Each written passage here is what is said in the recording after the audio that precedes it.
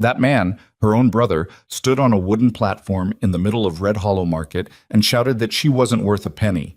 He didn't say it in the house, not behind closed doors. He said it in front of the whole town, in broad daylight, in the voice of a cattle salesman. Who wants this one to work for? Can't bear children, fat as a pig, but strong as a horse. Clara Whitmore, 28 years old, standing on the rotting wooden platform, heard each word pierce her like a knife. No one stepped out to defend her. No one looked her in the face. Only the wind blowing through the street and the giggling of the men standing by the pub. Then a stranger emerged from the shadows and placed down a silver coin. If it were you, what would you do? Click like and comment the name of the city country you're watching to let me know how far this story has gone. Subscribe to the channel and turn on notifications, because the stories that follow are even more shocking than this. The morning it happened, Clara Whitmore woke before the sun.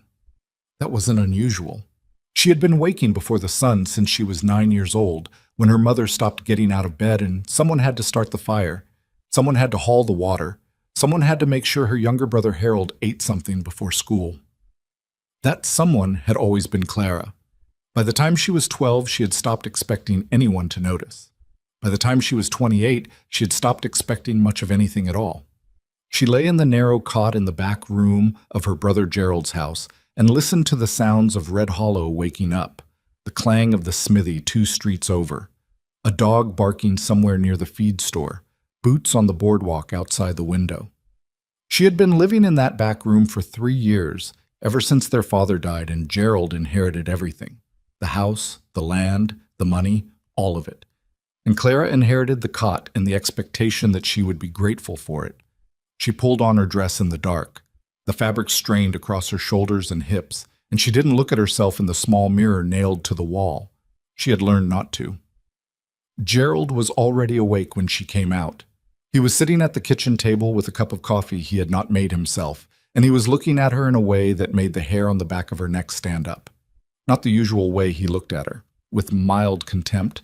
The way you might look at a piece of furniture you were tired of moving around, but something sharper, calculating. "Sit down," he said. "I need to start breakfast." "Sit down, Clara." She sat. Gerald set his cup on the table and folded his hands the way he did when he was about to explain something he had already decided. He was 41 years old, 5 years older than her, with their father's wide jaw and their mother's small eyes, and none of either parent's better qualities. "I've been thinking," he said, "about arrangements." "What arrangements?" "For you." He said it simply, like it was obvious. "You've been here 3 years. You don't pay rent, you don't contribute money, you cook and clean, which I appreciate, but Mabel can cook and clean." Mabel was Gerald's wife, a thin woman with a tight mouth who had never liked Clara and made no effort to hide it. "The truth is, Clara, you're a burden. I think you know that." Clara kept her face still. She had practice. "I've been talking to some of the men in town," Gerald continued. "There's a need for domestic help out on the ranches. Women who can work, cook, keep house." He paused. "I thought we could make it formal. Put you forward as available." "Put me forward," Claire repeated. "At the market. Saturday." She stared at him. "Gerald, you're talking about selling me like I'm a horse." "I'm talking about finding you a situation." His voice took on the patient, slightly irritated tone of a man who believed he was being very reasonable. "You're not going to find a husband, Clara. We've established that. You can't have children. You're not—" He stopped, glanced at her body, looked away. "It's time to be practical. I'm doing you a favor." She didn't sleep that night. She lay in the dark and tried to find somewhere in her chest where she could put what she was feeling, some room big enough to hold it. There wasn't one. There was only the ceiling above her and the sound of Gerald and Mabel's voices through the wall, low and self-satisfied, and the knowledge that in 3 days she would be stood up in front of people who had known her since childhood and offered to the highest bidder. The practical part of her, the part that had kept the fire going and hauled the water and made sure Harold ate, noted that she had nowhere to go. She had $12.40 in a tin under the cot. She knew no one in any other town. She had no marketable skills beyond cooking and cleaning and mending and all the other invisible work that women did and no one ever counted. She thought about leaving, walking out the door with her $12 and heading west and not stopping. She thought about it for a long time. Then she got up, lit the lamp, and started ironing Gerald's shirts because they needed to be ironed and someone had to do it. Saturday came like a sentence being carried out. Gerald had told her to wear her best dress, which she did, though her best dress was only marginally better than her worst one. Mabel had watched her get ready with a look of thin satisfaction that Clara refused to acknowledge. The walk to the market square felt very long. The September air was cool and sharp, and the sky was the color of old pewter, and Clara walked with her hands at her sides and her chin level and tried not to think about what came next. The market square in Red Hollow was nothing special. A wide dirt expanse between the general store and the saloon, where farmers set out their produce on Saturdays and occasionally townspeople came to buy or trade other things. Horses, equipment, sometimes apparently people. There were already 30 or 40 men and women gathered by the time Gerald stopped her at the edge of a low wooden platform. 3 feet off the ground, rough-cut boards, the kind of thing they used for announcements, and once, Clara remembered, for a traveling preacher who had visited 6 years back and spoken for 2 hours about redemption. She had not thought then that she would one day be standing on it. Gerald put his hand on her arm. Up you go. She looked at the platform. She looked at the crowd. Familiar faces, some of them, people she had cooked for and sewn buttons back onto their coats and helped carry groceries when they were old or sick. Mrs. Hartley from the dry goods store, the Brennan brothers who ran the livery, Frank Dooley, who owned the saloon and had once, years ago, asked her father about courting her before apparently thinking better of it. All of them watching with the blank, mildly curious expression of people who had turned out to see something interesting on a dull Saturday morning. She climbed onto the platform. The wood creaked under her. She was aware of her own size the way she was always aware of it in public, not abstractly, but specifically, as a fact others were noting and assessing. She stood very straight. Gerald stepped up beside her. He had a salesman's voice when he wanted one, a voice that carried without effort, and he used it now. Morning, folks. Most of you know my sister Clara. She's a capable woman, strong as an ox, good cook, can keep a house clean and orderly. She's available for domestic placement. I'm looking for a fair arrangement. Work, room, and board, something reasonable. He paused. She can't have children, as some of you may know, so don't expect that. But for a working ranch that needs help around the house, she'd serve the purpose. She can't have children. He said it like it was part of a livestock description. She cannot produce offspring. The teeth are in good condition. She can carry weight. Clara felt something move through her that wasn't quite anger and wasn't quite grief. It was more specific than either of those. It was the particular feeling of having your entire life reduced to its deficiencies in front of an audience and knowing that the audience was nodding along. Someone in the crowd laughed. She didn't see who. $30, said a man in a dirty coat she didn't know. She's worth more than that for the work, Gerald said. Not with that body, she isn't. This from the Brennan brothers' corner. More laughter. Clara fixed her eyes on the far end of the square, on the gap between 2 buildings where the road led out of town, and breathed. She had promised herself on the walk over that she would not cry. She kept the promise. But it cost her something to keep it, something she could feel going, like a stone being pried loose from a wall. She had built that wall a long time ago, and it was solid, and she was not going to let Gerald or the Brennans or whoever the man in the dirty coat was take a piece of it today. $40, said another voice. 45. She was listening to men price her like she was a wagon, and then she heard a voice she didn't recognize. It was quiet, not loud, not carrying, just clear, the way a sound is clear when everything else goes briefly silent. She didn't know why everything went silent. Maybe it was the quality of the voice. Maybe it was the way the man moved through the crowd. Not pushing, not announcing himself, just arriving. The way someone arrives who doesn't feel the need to make an entrance because they've never worried about whether people would pay attention. He was tall. She noticed that first. Not dramatically so, but tall enough that she could see him clearly over the heads of the other men. He wore a rancher's coat, plain and worn at the elbows, and a hat that had seen more weather than it had originally been designed for. His face was in his mid-30s, maybe early 40s. Hard to say because it was a face that had spent a lot of time outdoors and thought a lot of hard thoughts. And both of those things leave marks that make age difficult to read. Dark eyes, dark hair going a little gray at the temples, a jaw that looked like it hadn't smiled in a while. He stopped at the edge of the platform and looked up at her. Not the way the others were looking, not assessing, not amused, just looking, the way you look at something you're trying to understand. Then he reached into his coat pocket. He held up a single silver coin between two fingers. $1, he said. The crowd went quiet in the particular way that crowds go quiet when something unexpected has happened and they haven't decided yet whether it's funny or insulting. Gerald's face went through several expressions quickly.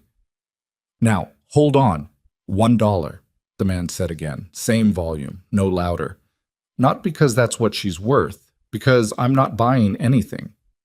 He kept his eyes on Gerald, and I think you know the difference. I don't.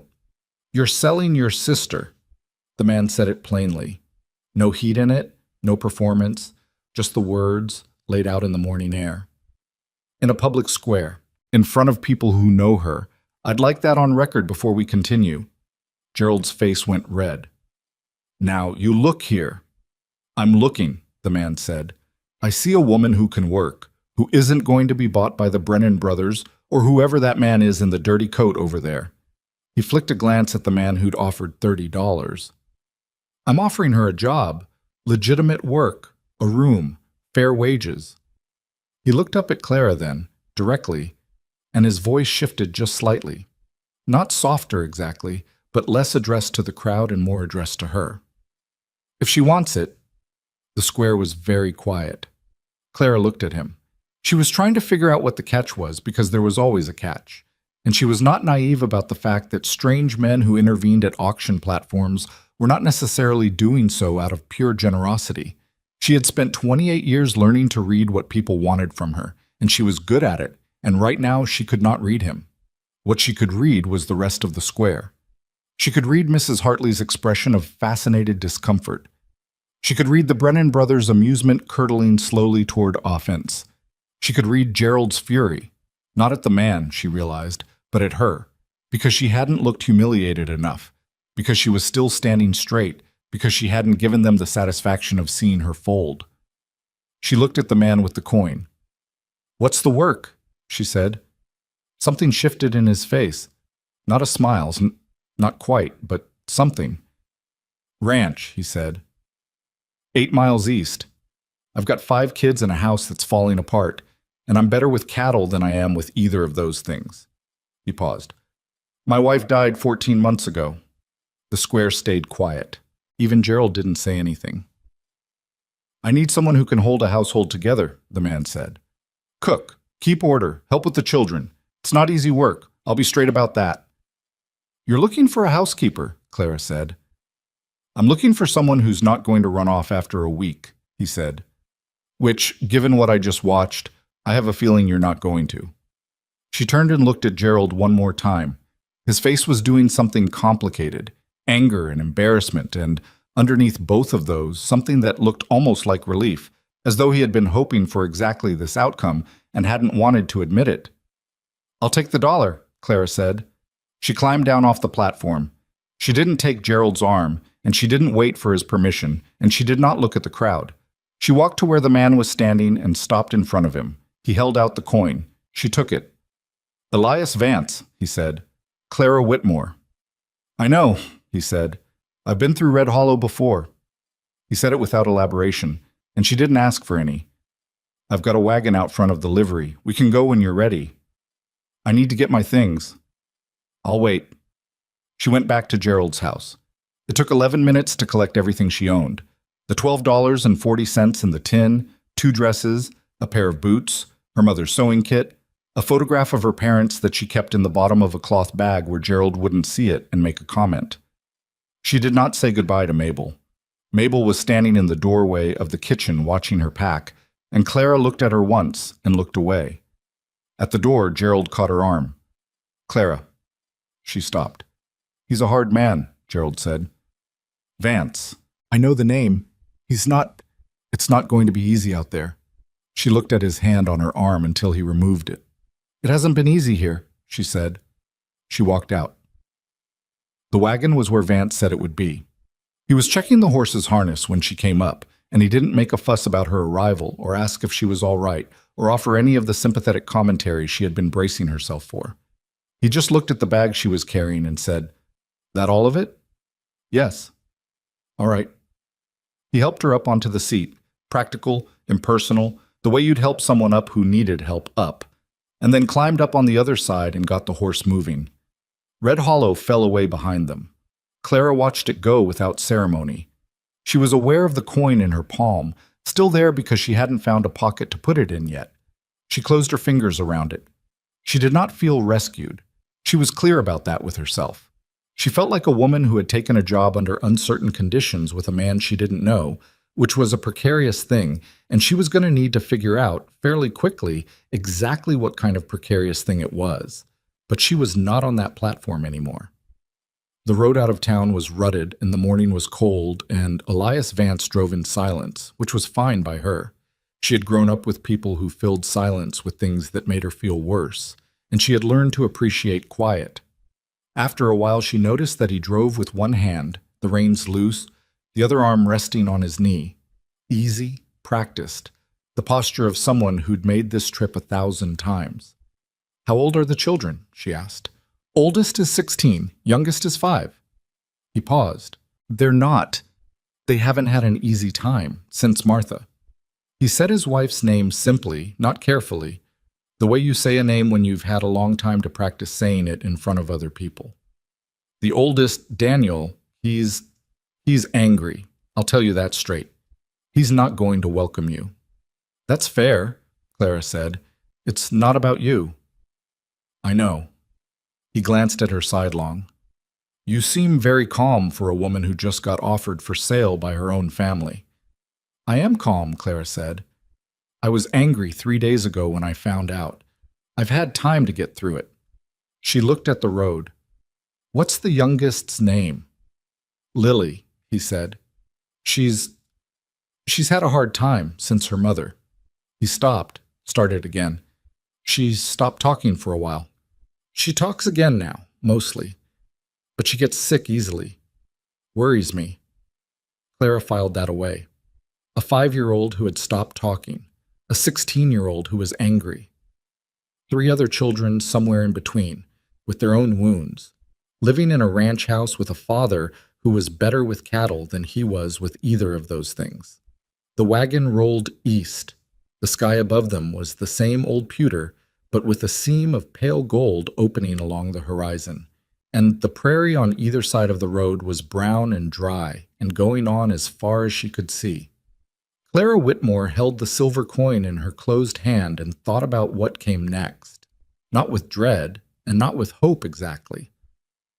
Hope was a thing she had learned to ration carefully, but with the flat, practical attention she brought to everything that needed to be figured out.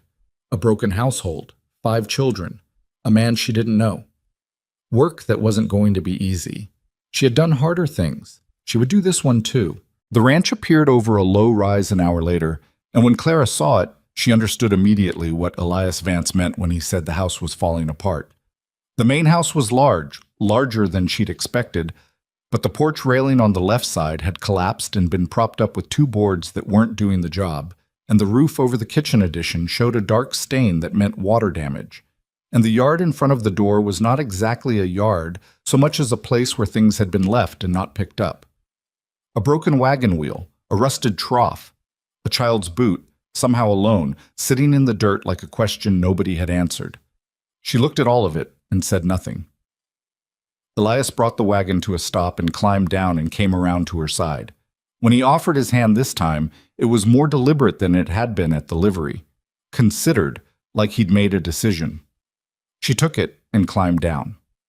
The front door of the house opened before either of them reached it, and a boy appeared in the doorway, tall, broad in the shoulders, with his father's dark coloring and a face that was trying very hard to be older than it was. 16 years old. Daniel.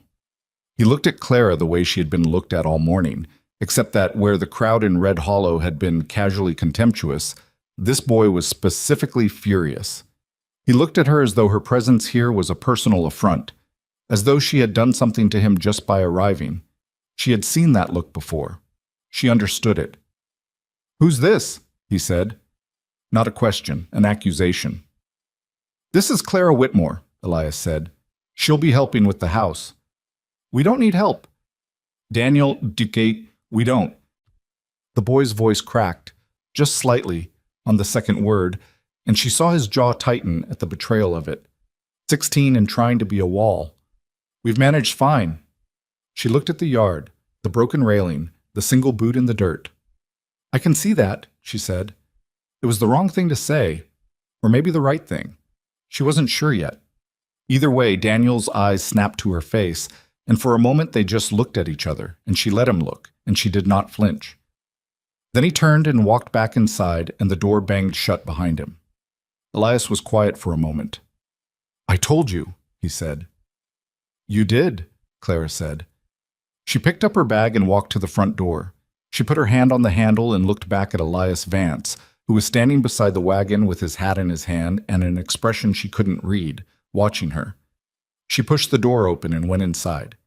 The inside of the house hit her in 3 separate ways before she had taken 5 steps through the door. The smell first, not filth exactly, but the accumulated smell of a house where nobody had been on top of things for a long time. Wood smoke and old grease and something sour underneath both of those, and beneath that, even fainter, something that might once have been lavender, the ghost of a woman who had kept things a certain way and whose way had since been abandoned. Then the sight of it. The main room was large, which would have been a point in its favor under different circumstances. A long table with 6 chairs, 2 of them pushed back at angles that suggested they'd been left that way for days. A stone fireplace with ash that needed clearing. Shelves on the far wall with gaps where things had been taken down and not put back. A child's drawing tacked crookedly near the window, the paper curling at the corners.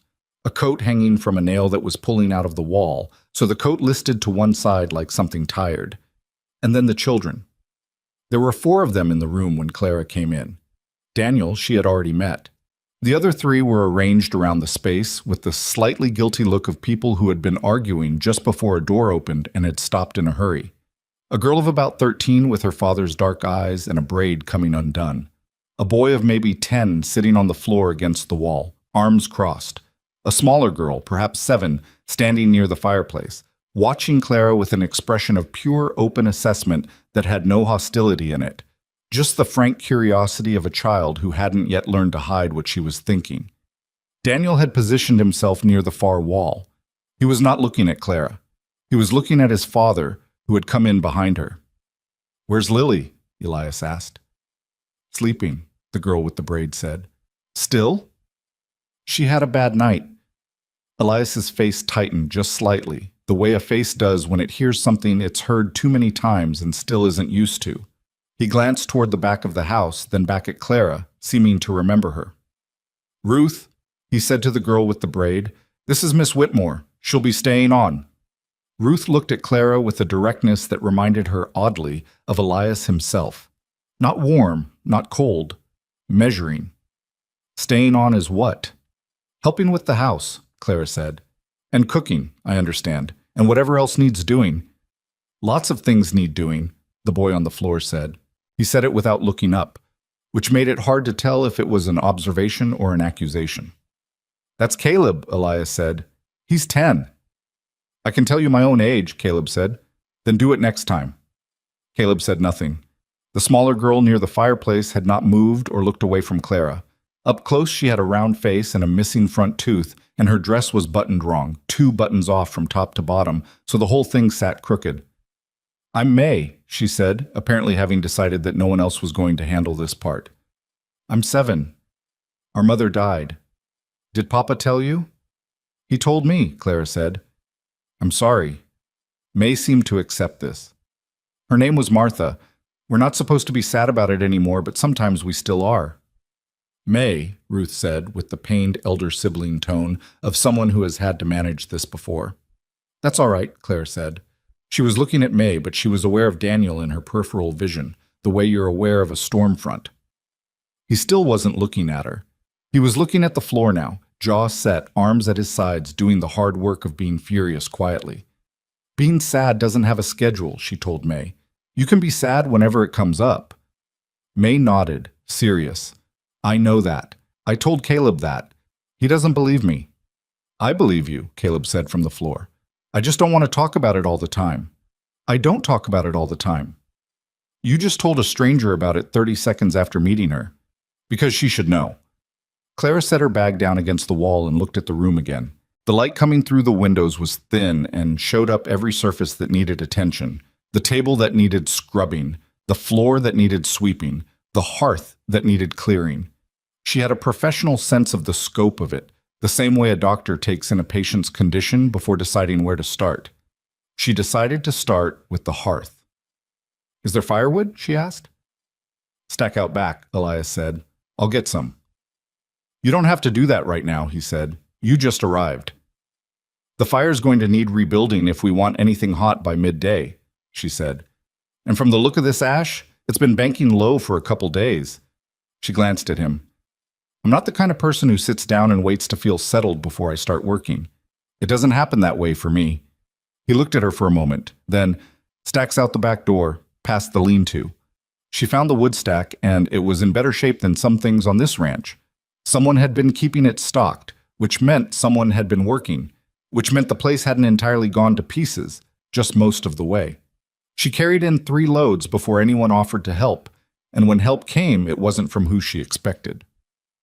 Caleb appeared at the back door while she was stacking the 3rd load. He stood watching her with his arms still crossed, the default posture of a 10-year-old who wanted to seem like he hadn't come to help. I can carry more than you, he said.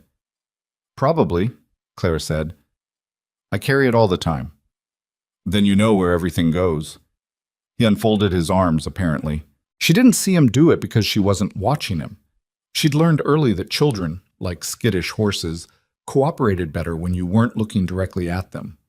By the time she turned around, he was already pulling logs off the stack. They carried wood in 2 more trips without talking. Clara started relaying the hearth. Caleb watched her for a minute. You're doing it wrong, he said. Show me, she said. This surprised him. She could tell because he went still, like he'd been ready for her to argue and didn't know what to do when she didn't. Then he crouched down beside her and rearranged the bottom layer the way he'd apparently been taught. Mama showed me, he said. He said it matter-of-factly, the way children say things they've made themselves say out loud enough times that they've taken the edge off. She knew what she was doing, Clara said, looking at his arrangement. That's better than what I had. He shrugged one shoulder. She lit the fire the way he'd laid it. Lunch was a problem. The kitchen had the bones of a functioning space. A good stove, solid shelves, an adequate supply of dried goods, and preserved things in the cellar. But it had the disorganized look of a kitchen run by people who were doing their best and not quite getting there. Things were in the wrong places. The flour bin was nearly empty, and the salt pork had been left out longer than it should have been. There were dishes in the dry sink that someone had started washing and then stopped partway through.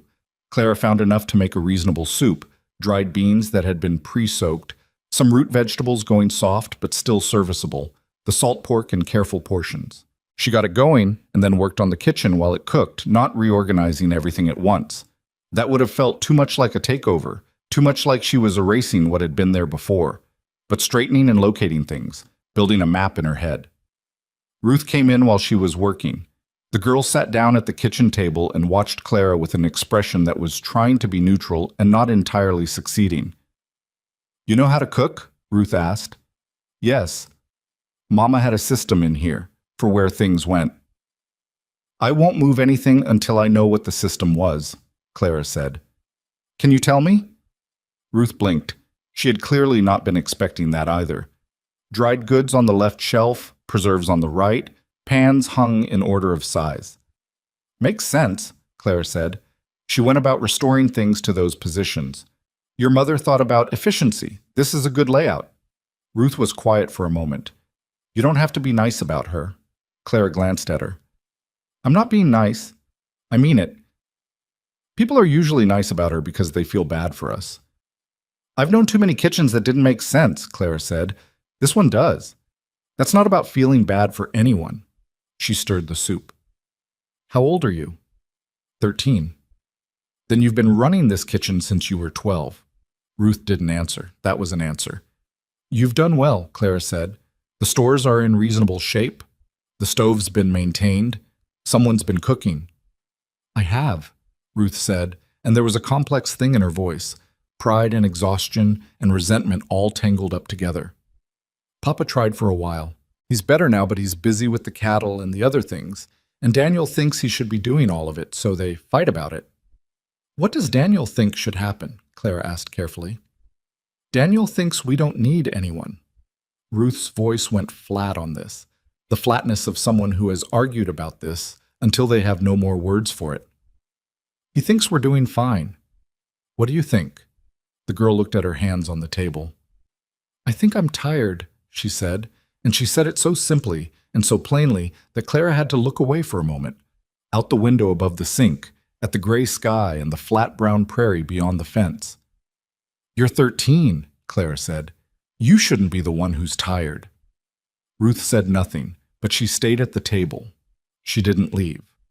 Lunch happened the way first meals in uncertain situations always happen, with the children arranged around the table according to invisible territorial rules that Clara was not yet fluent in, with silences that were doing more work than the conversation, with the awareness of absence in the chair that no one sat in.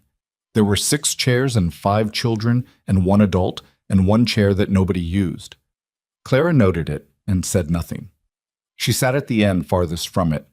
Elias came in from outside, smelling of horses and cold air, and sat down at the head with the particular kind of tired that comes from physical work and not enough sleep, and looked at the soup with an expression Clara couldn't entirely read. You found enough to work with, he said. Almost. You'll need flour by end of week, and the salt pork situation needs attention. I'll go into town Saturday. Caleb ate with focus and intent, which was good. May ate with enthusiasm, commenting periodically on the flavor in a way that seemed designed to be helpful, and landed somewhere between charming and anxious. Ruth ate steadily and said little. The boy Clara hadn't properly spoken to yet, Thomas, she'd gathered, 11 years old and positioned between Caleb and May, ate without looking up, which could have meant shy or could have meant something else. And Daniel did not come to the table. Elias noticed. Clara saw him notice. A tightening around the eyes, a set of the jaw, a decision being made not to address it in front of everyone. She understood that decision. She made no comment. After the meal, while Clara was washing the dishes, she heard voices from somewhere toward the back of the house, not arguing exactly, something below arguing, an exchange with all the heat of a fight and none of the volume, which usually meant it was about something real. She washed the dishes. She didn't go to listen. That wasn't her place, not yet, maybe not ever. When Elias came back through the kitchen, his face was arranged carefully, the way you arrange a face when you don't want to explain what just happened. He'll come around, he said. He doesn't have to, Claire said. He's not. I don't want you to think he's a bad kid. I don't think that. She dried her hands on the cloth by the sink. He lost his mother. He's 16. He's trying to hold something together that keeps slipping. She set the cloth down. That's not bad. That's just hard. Elias looked at her for a moment. You have a lot of experience with difficult situations. I have a lot of experience, she said simply. Difficult situations were usually what was available. The afternoon she spent on the house, which was a project of significant scope and not something she was going to get through in a day or a week or possibly a month. She was realistic about this. She moved through the rooms, making assessments without touching things that didn't need touching yet. The children's rooms were theirs, and she stepped in only far enough to confirm that they were livable, which they were, barely. Ruth's room showed signs of someone trying hard. Caleb and Thomas shared a room that showed signs of no one trying at all, in the charming way that boys' rooms often don't. May's room was next to a smaller room that Clara understood, from the way the door was kept open and the small bed was neatly made in a way that nothing else in the house was neatly made, to have been a project of love, Martha's child, the youngest, Lily. She didn't go into Lily's room. She found Lily at the end of the afternoon, and not where she expected. She was in the barn. Claire had gone out to find a mop and found instead, in the back stall, a small figure sitting in the hay beside one of the horses, a bay mare with a patient temperament who stood completely still while the child leaned against her flank. Lily was 5 years old and small for it, with her mother's features, according to Ruth, pale and delicate with dark circles under her eyes that said she hadn't been sleeping well. She looked at Clara without fear. That was the first thing. Some children went watchful and distant around strangers, and some went wary, and some cried. Lily just looked at her with a pair of gray eyes that were too old for her face. "Hello," Clara said. Lily said nothing, but she didn't move. Clara didn't make a production of the moment. She found what she'd come for, a mop handle propped against the wall nearby, and reached for it without rushing, without looming. "That's a good horse," she said. Lily looked at the mare, seemed to consider this, nodded once. "She let you sit with her?" Another nod. "Horses are good for that," Clara said. "Sitting next to something big and calm helps when things feel bad." She straightened with the mop. "I'll let you two be." She was halfway to the barn door when she heard it, small, careful, like a word that had been considered from all angles before being released. "Her name's Sunday." Clara stopped, turned around. Lily was still leaning against the mare, looking at Clara with those two old eyes. "Sunday," Clara repeated. "That's a good name for a horse." "Mama named her," Lily said. "Your mama had good taste," Clara said. Lily considered that for a long moment. Then she turned back to the horse, resting her cheek against the warm flank. The conversation was over. Clara went back to the house. That night was the real test of the situation, and Clara knew it before it started. Dinner she managed from more of the stores, supplemented by some dried apples she'd found at the back of the cellar that were still good. She cooked enough and made it decent. Not fancy, not impressive, just solid and warm and enough. And when the family sat down, Daniel was at the table this time. He'd come in from whatever he'd been doing outside, face closed, eyes down, and taken his place without explanation or acknowledgement. She served without comment. He ate without comment. It was not warm, but it was progress of a kind. The trouble came after. She was in the kitchen when she heard the crash. Not a small crash, a significant one from the direction of the main room, followed by Caleb's voice at high volume and Thomas saying something underneath it, and then, clearly, Daniel, "Shut up, both of you, shut up." She came to the kitchen doorway. Caleb was on his feet with his chair knocked over behind him and a red mark on his forearm that was going to be a bruise. Daniel was standing at the other end of the table with his hands flat on the surface, leaning forward, and his face was doing the thing that faces do when they're trying to contain something that doesn't fit inside a face. Elias was not in the room. He'd gone to check on something outside. "What happened?" Clara said. "Nothing," Daniel said immediately. "Caleb's arm. He fell." "I didn't fall," Caleb said. He was 10 and furious and trying not to cry, which was a complicated combination. He shoved the table and it caught my arm. "I told you to move," Daniel said, with the specific logic of someone who knows they're wrong and is committed anyway. "I told you twice. I was sitting there first. I needed room." "You always need room, and the rest of us are supposed to move." "Caleb," Clara said. He stopped, looked at her. "Let me see your arm." He came over with the reluctance of a boy who didn't want to need help but wanted his arm acknowledged. She looked at it. A good bruise forming, nothing broken, he'd be sore but fine. She didn't say anything to Daniel yet. She got the cloth from the kitchen and wrapped Caleb's arm and told him to sit back down, and he did. Thomas had not moved or spoken through any of this. May had retreated to the fireplace. Ruth was in the doorway to the hallway. When that was settled, Clara turned to Daniel. He was still standing, still leaning on the table, except now the posture was less aggression and more like he was holding himself up with it. "You could apologize," she said. She said it simply. Not an accusation, a statement of available options. His jaw tightened. "I don't take instruction from you." "You don't have to," she said. "I'm not your mother. I'm not trying to be. But your brother's arm is going to hurt tomorrow, and it didn't need to." Something moved across his face. It was fast, and he covered it fast. "You don't know anything about this family." I know what I've seen today, she said. I know you've been carrying things you're too young to carry. I know that makes a person angry. She kept her voice level. Not gentle exactly. Gentle would have been wrong, would have been condescending, direct. Being angry isn't the problem. Your brother's arm is. The silence lasted long enough that she could hear the fire and the wind outside the window. Then Daniel straightened up and turned and walked out the back door. It didn't slam. That was something. Caleb was watching her. He does that, he said. He leaves when he doesn't want to do something. I know, Clara said. He's not always like this, Ruth said from the doorway. She said it like she needed to, like it was important. Before Mama, he was different. I believe you, Clara said. She cleared the dinner things. She put the kitchen to rights. Outside, eventually, she heard the back door again, and footsteps through the main room and the sound of Daniel going up the stairs. Not coming to apologize. Not coming to talk. Just coming back inside. She lay in the small room off the kitchen, a housekeeper's room, barely big enough for the narrow bed and the single hook on the wall, and held the silver coin in the dark. $1. Not buying anything.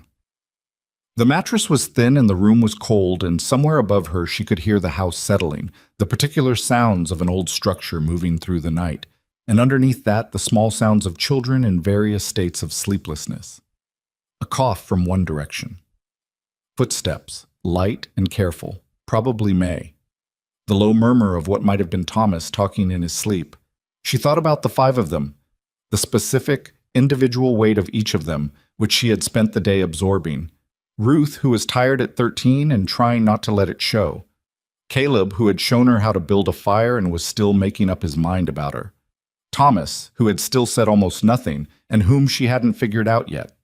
May with the misaligned buttons and the too frank assessment. Lily in the barn with her 2 old eyes and one quiet word given like a gift. And Daniel. Daniel, who was angry for good reasons and couldn't find anywhere to put the anger that didn't cost someone else something. She thought about what Ruth had said. He was different before. She thought about what it did to a 16-year-old boy to lose a parent and then feel the remaining parent retreating, not from neglect but from grief, which is its own kind of distance. She thought about what it did to the oldest child to become, overnight, the one who was supposed to hold everything. She had been that person. In a different house, a different way. She knew what the inside of it felt like. She didn't sleep well. The room was unfamiliar and the mattress was hard, and her mind wouldn't stop its cataloging. The things that needed doing, the things she'd noted, the particular way the kitchen shelves were organized, and the water barrel was getting low, and the mop head was worn through and needed replacing. At some point in the deep middle of the night, she heard something that made her go still. A sound from the main room, soft, irregular. Not footsteps. She sat up, listened. It came again, small, trying to be quiet. She got up and went to the door and opened it without hurrying, and in the main room, in the chair closest to the fireplace where the banked coals still gave off some warmth, sat Lily. The child was in her nightdress, and her feet were bare, and she was not crying exactly, but she had the face of someone who had been crying recently and had run out of energy for it. She looked up when Clara came in. Clara did not say anything. She went to the woodpile and put 2 pieces on the fire and got it going again, and then she got the blanket from the back of the nearest chair and brought it to Lily and laid it over her. She didn't ask what was wrong. She didn't say anything. She pulled the other chair around and sat down beside her. Lily looked at the fire for a long while. I had a dream, she said finally, in that small, careful voice. About your mama? A pause. Then, she was in the kitchen, and then she wasn't. Clara didn't fill the silence. She let it sit. Does it go away? Lily asked. She said it the way someone asks a question they know might not have a good answer. 5 years old and already braced for complicated truths. Clara looked at the fire. It changes, she said. It doesn't go away, but it changes. It gets quieter. When? Different for different people. Lily considered this. Caleb says it's been long enough. Caleb's 10, Claire said. He doesn't get to decide how long is long enough. The ghost of something moved across Lily's face. It might have been the beginning of something that would eventually be a smile. They sat by the fire for a while longer. Eventually, Lily's eyes started to close, head drooping toward her own shoulder, and Clara picked her up. She weighed almost nothing, burning slightly warm the way children do when they're overtired, and carried her back to her room and settled her into the neatly made bed. She was halfway back to her own room when she became aware that someone was watching her from the top of the stairs. She looked up. Daniel stood on the landing, barely visible in the dark. He would have heard her with Lily. He would have heard what she said. He didn't say anything. She didn't either. He went back to his room. She went back to hers. She lay in the dark and stared at the ceiling and thought that this was going to be a long process. Not a quick thing. Not a situation that would resolve in a week or a month because someone was patient and kind. These children had wounds that had been accumulating for 14 months, on top of wounds they'd probably had before that. And she was a stranger who had been here 12 hours. And the most she could do for now was be consistent. Show up. Do the work. Not run. She was good at not running. That at least she knew. The coin was on the windowsill. In the dark she couldn't see it, but she knew it was there.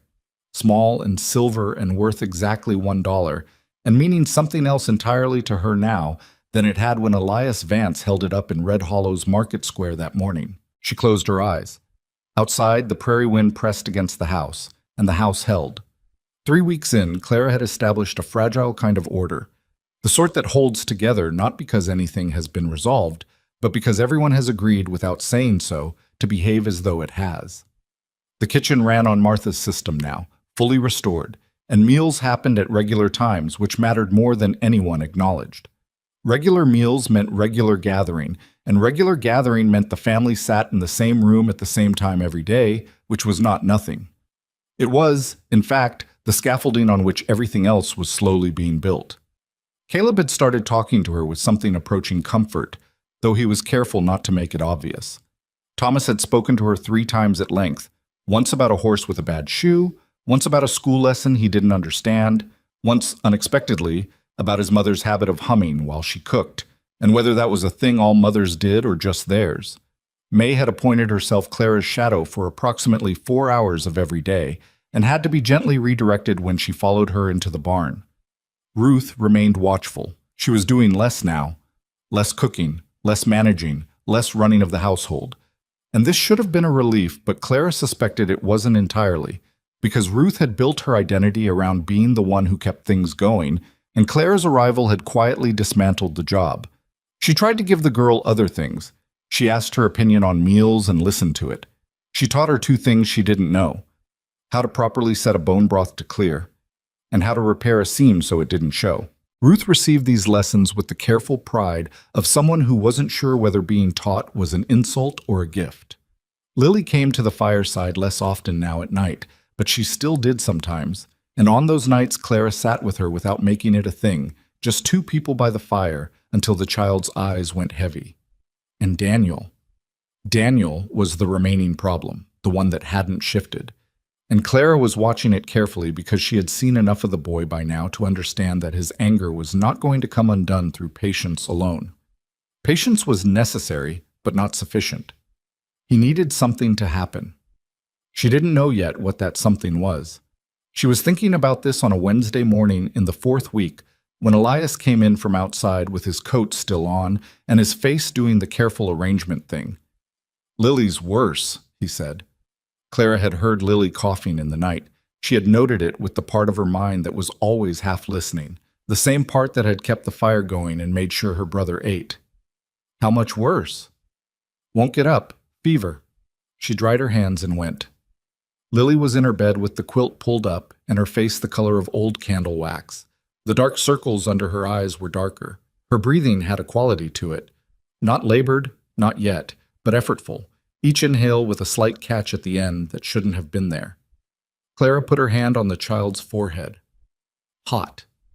Not the worst kind of fever she'd ever felt, but not mild either. "How long?" she asked Elias, who was standing in the doorway. "Ruth said she was off yesterday. I thought she was tired." "Has she eaten?" "Some broth last night. Not much." Lily's eyes were open and watching Clara with the same too-old look she always had. but turned inward now, focused somewhere else. My chest hurts, she said. I know, Clara said. I'm going to help with that. She went to the kitchen and got to work. She knew what she had and what she needed. The stores were reasonable now. She'd seen to that. And she had a careful knowledge of what could be done with ginger and dried thyme and a mustard poultice, which she had learned from a woman in Red Hollow who had been a healer of the unofficial kind, the kind that small towns produce when there's no doctor within reasonable distance. Red Hollow's doctor was 20 miles from here. The nearest town to the ranch was Declan's Crossing, 11 miles west, and its doctor, a man named Phelan, was present on Tuesdays and Fridays only, and today was Wednesday. She made the broth first, proper broth with everything she could put in it, and she made the poultice while it cooked, and she went back to Lily with both. Ruth appeared in the hallway outside Lily's room while Clara was applying the poultice. Is she going to be all right? Ruth asked. She was asking it with the particular controlled expression of a 13-year-old who had learned to keep fear quiet. I'm working on it, Clara said. This was the most honest answer. She was not going to tell Ruth that everything was fine when she didn't know that yet. Ruth stayed in the doorway. She got sick in February, too, after Mama died. Papa didn't know what to do, and she got through it on her own. What did you do for her then? Kept her warm, gave her water. Caleb sat with her. Ruth's voice was flat and practical, the way a voice gets when it's describing something it had to get through. I was scared the whole time. You did what you could, Clara said. It wasn't enough. She's here, Clara said. She didn't say it as comfort. She said it as fact. Ruth seemed to hear the difference. The day went hard. Lily's fever climbed through the morning, not dramatically, not the kind of spike that meant something had gone badly wrong all at once, but steadily. The slow climb that was in some ways more worrying because it didn't announce itself as a crisis and therefore could be mistaken for something manageable until it suddenly wasn't. Elias came and went from the doorway all morning. He was not a man who could sit still in an emergency. He needed to do something with his hands, and since the thing happening was not the kind that could be fixed with hands, he found work near the house and stayed within earshot. Clara heard him splitting wood past the point where wood needed splitting. She understood. By noon, the fever had reached the point where Lily stopped making sense when she talked. She said things that weren't addressed to anyone present. Fragments, a word or two, a name that Clara didn't recognize. At one point she said Mama, very clearly, and then was quiet for a long time. The children knew. Word had passed through the house the way it always passes in small spaces. Without announcement, through some osmosis of shared attention, everyone becoming aware simultaneously that something serious was happening. May had not followed Clara into the barn or anywhere else since morning. She was sitting at the kitchen table drawing something with a stub of pencil, very quietly. Thomas was outside with Elias.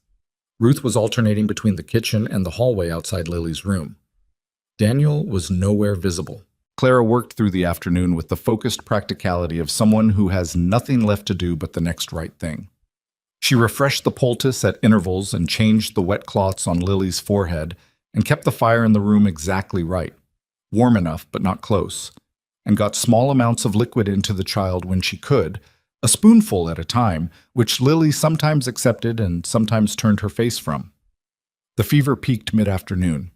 Clara knew it was the peak because Lily went very still and very quiet, and the heat coming off her was like holding your hand near a stove. She sent Ruth to get Elias. He came in and stood at the foot of the bed and looked at his youngest child with a face that had gone somewhere past the careful arrangement and was just raw underneath.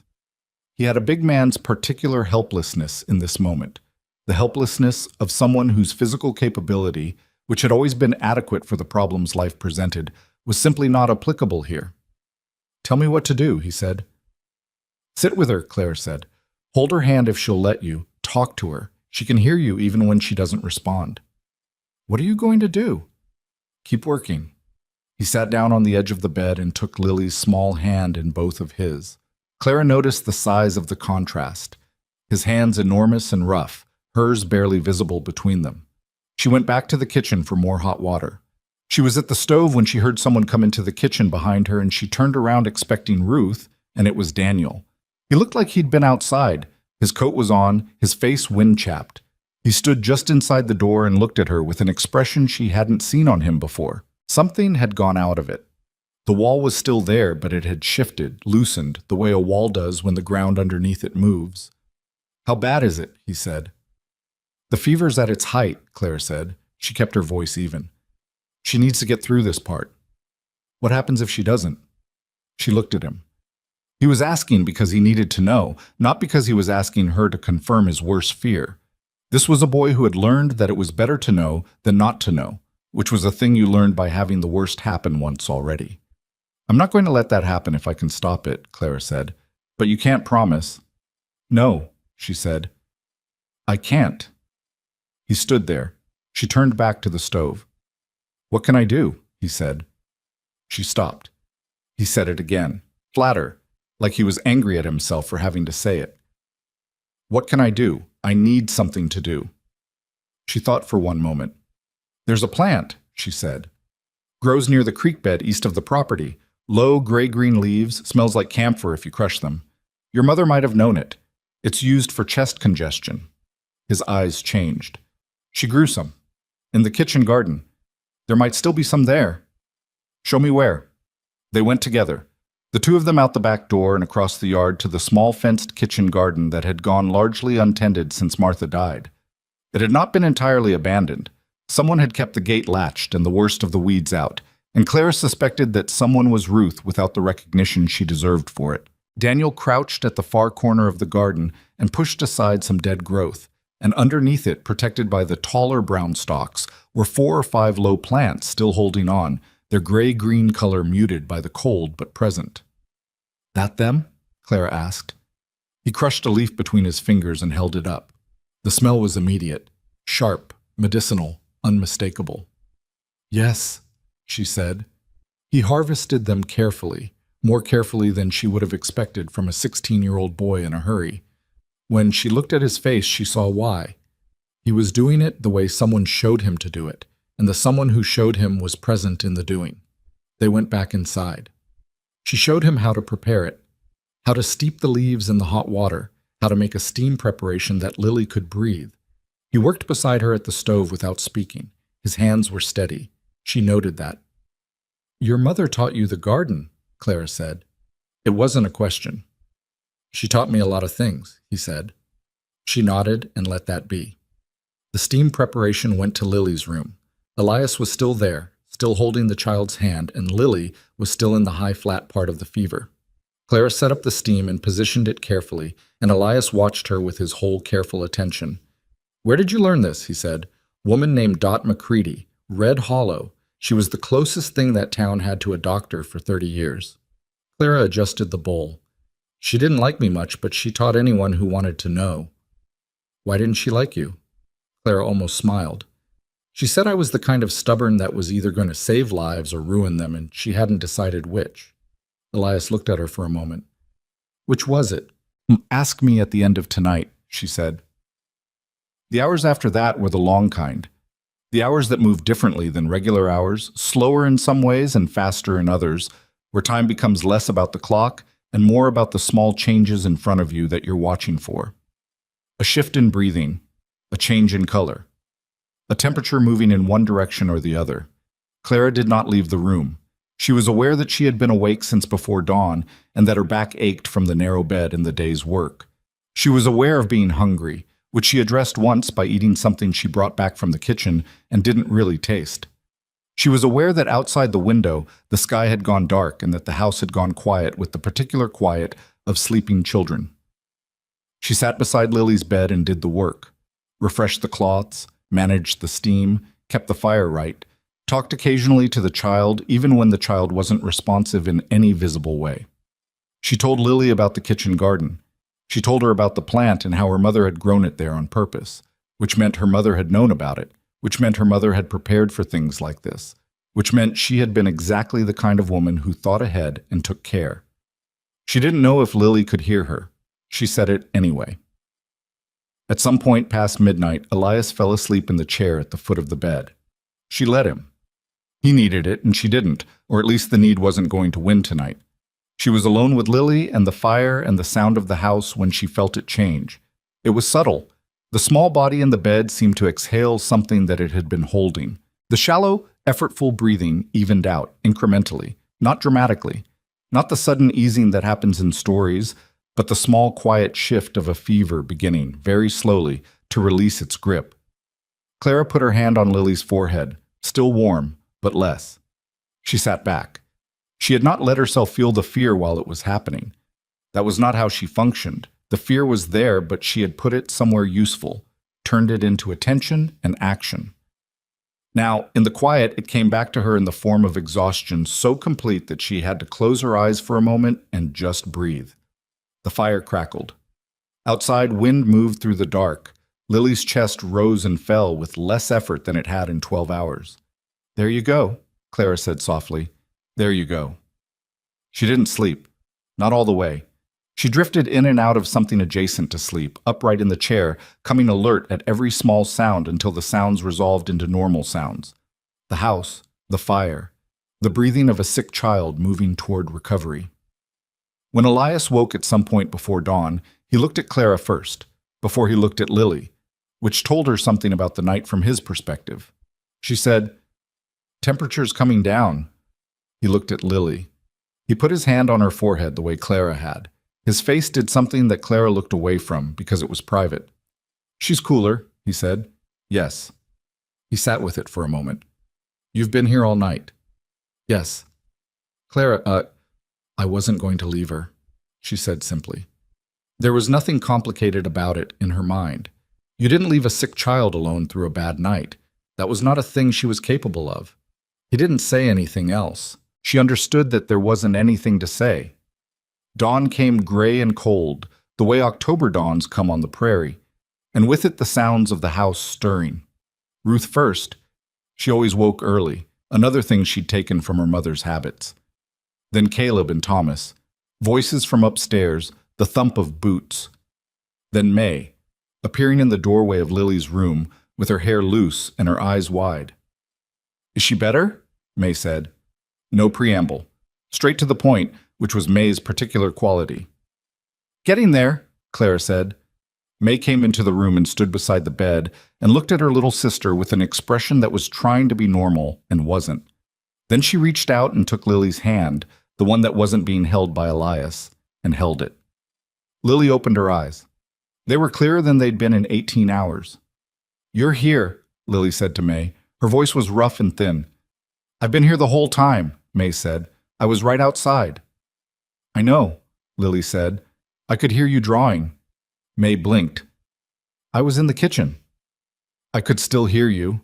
Lily looked at the ceiling, then at Clara. "My chest doesn't hurt as much." "Good," Clara said. "You're going to be sore for a few days, but the bad part's over." Lily looked at her with those gray eyes, tired and clear. "You stayed all night." "Yes." "Papa too?" "Yes." Lily seemed to process this. Then she looked at the ceiling again. "Will you make the soup from yesterday, the one with the apples?" "If you can keep broth down first," Claire said. "I can." "Then, yes." The morning moved differently than the day before. The relief in the house was a physical thing, present in the way people moved through rooms, the slightly expanded quality of the air. Ruth made biscuits without being asked, which she sometimes did when she was feeling something she didn't want to say out loud. Caleb went to check on the chickens with unusual thoroughness. Thomas set the table without being asked, which had not happened even once in the 4 weeks Clara had been there. She was at the stove when Daniel came downstairs. He looked at her, and she looked at him. He had the evidence of a poor night's sleep on his face, which meant he'd been awake with the rest of them in his own way. He didn't say anything for a long moment. Then, "Is she awake?" "Yes, asking for soup." He exhaled. It was not a large exhale, but it carried a lot of weight. He stood in the kitchen with his hands in his pockets and his jaw working on something. "I was in the barn last night," he said. "Most of it. I couldn't be in the house." "I know," Clara said. She did know. She'd seen the lamp through the barn window around 2 in the morning. "I should have been—" He stopped, started again.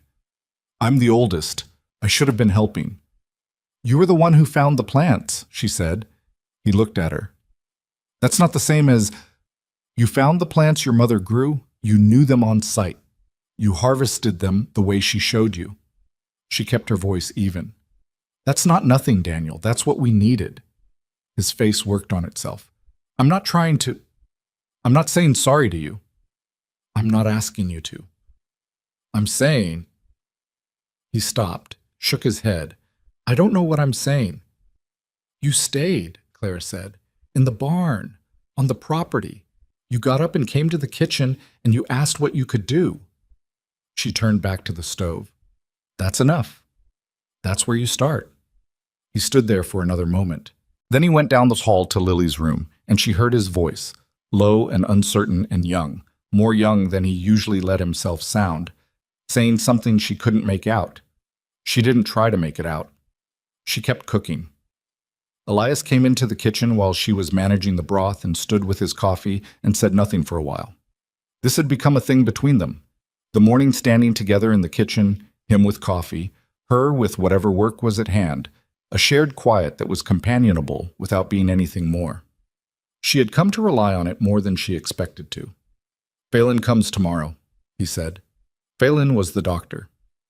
I'll have him look at her. Good. He'll tell me exactly what you did and that it was right, he said. There was something in his voice that was almost wry. He might tell you something different was needed, she said honestly. He won't. He drank his coffee. She's breathing because of you. Clara didn't answer. She had a particular relationship with compliments. She didn't dismiss them the way some people did, falsely modest, but she also wasn't comfortable sitting in them. She absorbed them practically, noted them, moved on. How long ago did your wife die? She asked. She had not asked him directly before. She'd gotten the information in pieces, from the children, from context. 14 months, he said. Same way he'd said it the first day. Fever, in the end. Same kind of thing. The kitchen was quiet. Lily was 4, he continued. She didn't really understand. She asked for her mother for 2 weeks, and then she stopped asking and started going quiet, and the quiet was harder to watch. You watched her come back, Claire said. She's talking. She's asking for soup. Because of you, he said again. Because she's stronger than she looks, Claire said. I just kept the fire right. He set down his cup and looked at her in the way that was different from the way he usually looked at her, not the considering look he used when he was working something out, and not the practical rancher's look he used when they were discussing the household. Something else. Something that she noticed and then deliberately didn't pursue, because there was too much still to be figured out between all of them, and she had learned to be careful with things that were fragile. I didn't know what I was getting, he said. When I put that coin down, I told myself it was practical. The ranch needed someone who could work. The children needed someone. I didn't let myself think past that. She waited. I got more than I planned for, he said.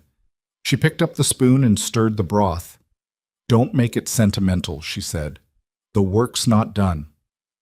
I'm not being sentimental. You're getting close. He picked up his cup. The corner of his mouth moved just slightly in a way she'd come to recognize as the closest he usually got to a smile. Yes, ma'am, he said, with a gravity that was not entirely serious, and went outside. She stayed at the stove. The broth simmered. Through the window she could see the gray sky lightening at the edges, the morning coming on slow. 4 weeks ago she had stood on a wooden platform in the middle of Red Hollow, while her brother described her deficiencies to an audience. She had held her chin level and looked at the far end of the square and counted the things she knew how to do, which had felt at the time like an act of will so small it was almost private. She had kept a child alive through the night with camphor leaves and a knowledge of fevers and the simple refusal to sit down and wait for someone else to handle it. The coin was still on the windowsill of her room. She thought about it sometimes with a feeling she didn't have an exact word for. Not vindication, which was too loud, and not satisfaction exactly, which was too smooth. Something more like the feeling of standing in a particular place and knowing you had earned the right to stand there. She ladled the broth into a small bowl and set it on a tray and carried it to Lily's room, and Lily was awake and waiting for her with the tired clarity of a child on the other side of something bad. and Clara sat on the edge of the bed and helped her drink it, spoonful by spoonful, until the bowl was half gone and the child's eyes were drifting closed again. "More later," Clara said. "With the apples," Lily said, eyes already shut. "With the apples," Clara said. She sat there another minute, just listening to the child breathe. In and out, easy, no catch at the end of it. It was going to be a cold winter. She could feel it in the way the mornings came, the way the light had started slanting different over the past 2 weeks, the way the horses pressed close to the barn wall when the wind picked up.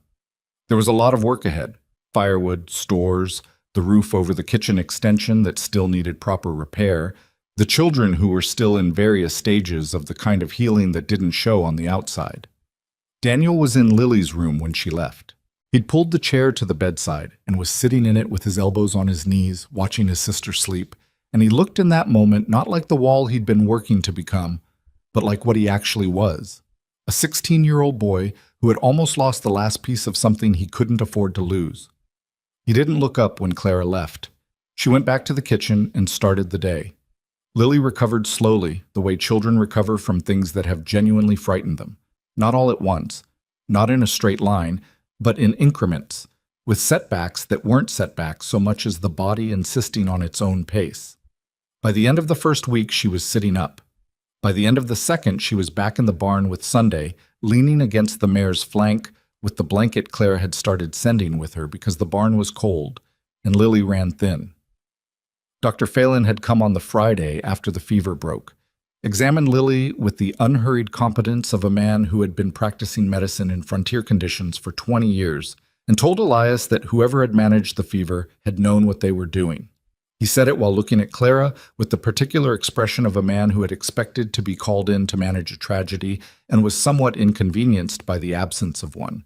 She had not pointed this out. She had simply shown him what she'd used, and he had nodded and said she'd done well and left. November arrived, and the cold with it, the real cold, the kind that came off the mountains to the north and meant business. Clara had been preparing for it since the first week of October. The firewood, the stores, the kitchen garden put to bed properly this time. The gaps in the main house's insulation identified and addressed one by one with the materials available, which were not always the right materials but were what there was. The roof over the kitchen extension had been a more serious problem. She had raised it with Elias, and he had looked at it and agreed, and then spent 3 days with Daniel on the repair, the two of them working in a silence that was not quite comfortable but was functional, which was its own kind of progress. She had noticed things between Elias and Daniel shifting in the weeks since Lily's fever. Not dramatically. There was no scene, no reconciliation that could be pointed to as the moment. But the quality of their silences had changed. Daniel had started appearing for things without being asked. He fixed the porch railing that had been held up by 2 insufficient boards since before Clara arrived. He brought in firewood without being told. He worked beside his father on the roof without the audible resentment that had characterized their earlier proximity. He still did not warm to Clara in any explicit way. But the active resistance had gone out of him. She would catch him sometimes watching her from across a room with an expression she couldn't fully read, not hostility, but something unresolved, like a question he hadn't yet decided to ask. She let him take his time. She was not in a hurry. What she was not prepared for was Gerald. Her brother arrived on a Tuesday morning in the second week of November, without notice, in a wagon that had seen better decades. Clara was in the kitchen when she heard the wheels in the yard, and she looked out the window and felt her stomach drop in a specific way that she recognized as the particular physical response her body had developed to her brother's presence. Not fear, exactly, more like the bracing that happens before something unpleasant, but survivable. She wiped her hands and went to the door. Gerald climbed down from the wagon with the careful deliberateness of a man who had been rehearsing his manner during an 11-mile drive. He was wearing his good coat, which meant this was a performance of some kind. Behind him, Mabel remained in the wagon seat with her arms folded and her expression set to disapproving. "Clara," Gerald said. "Gerald," she said, "you look well."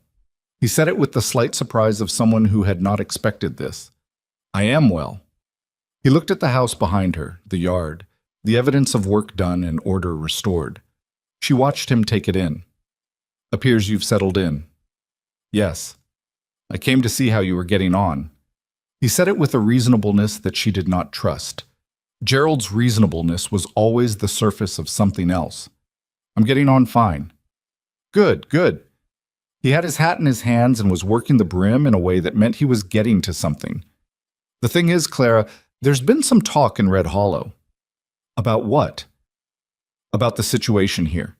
People talking about a single woman living on a man's ranch without proper arrangement. He paused, chose his words. Without it being formal. Clara looked at him. Formal? A proper contract, or another pause. Some other arrangement. I have a job, Gerald. I have wages. Mr. Vance and I have a clear agreement.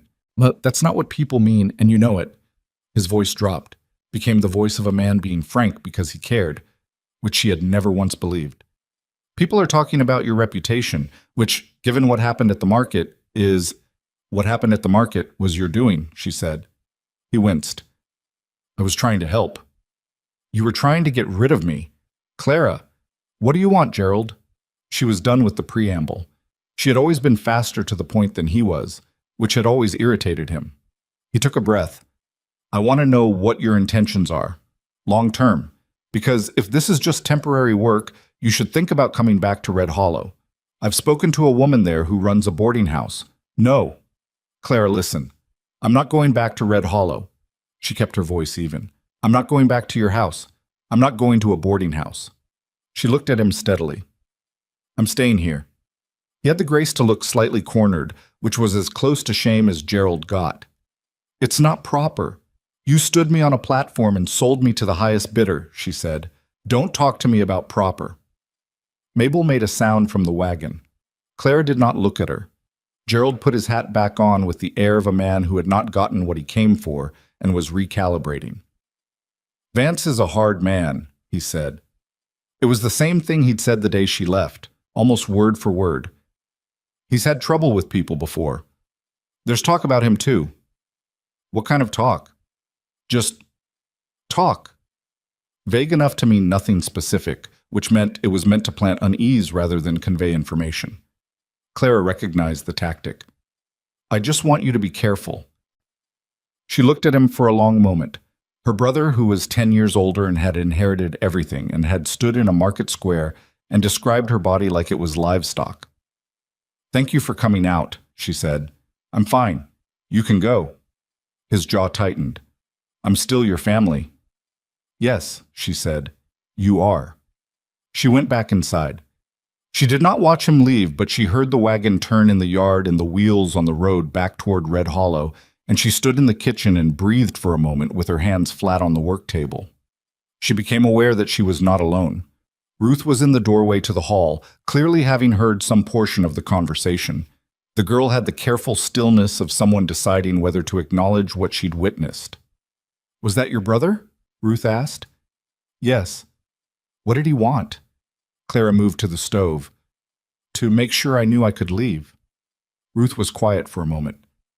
Are you going to? No, Clara said. Ruth sat down at the kitchen table. My uncle came after Mama died, she said. Papa's brother, he wanted us to come live with him. In Wyoming. She said Wyoming the way you'd say a place that exists on a map but not in your life. Papa said no. Daniel said no really loud. You didn't want to go. I didn't want to leave the ranch, Ruth said. It's... Mama's here. Not in a...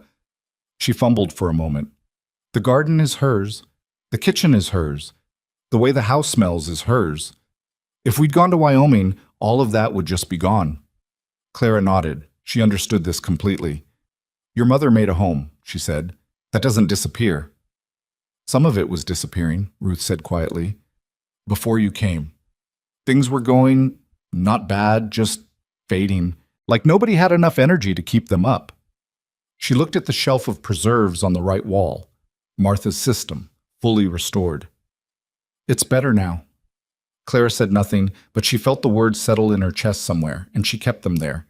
She told Elias about Gerald's visit that evening after the children had gone to bed. She told it plainly, without drama, the way she told him most things, as information he was entitled to. They were sitting at the table with the remains of the evening's coffee and the low fire doing most of the work of making the room livable.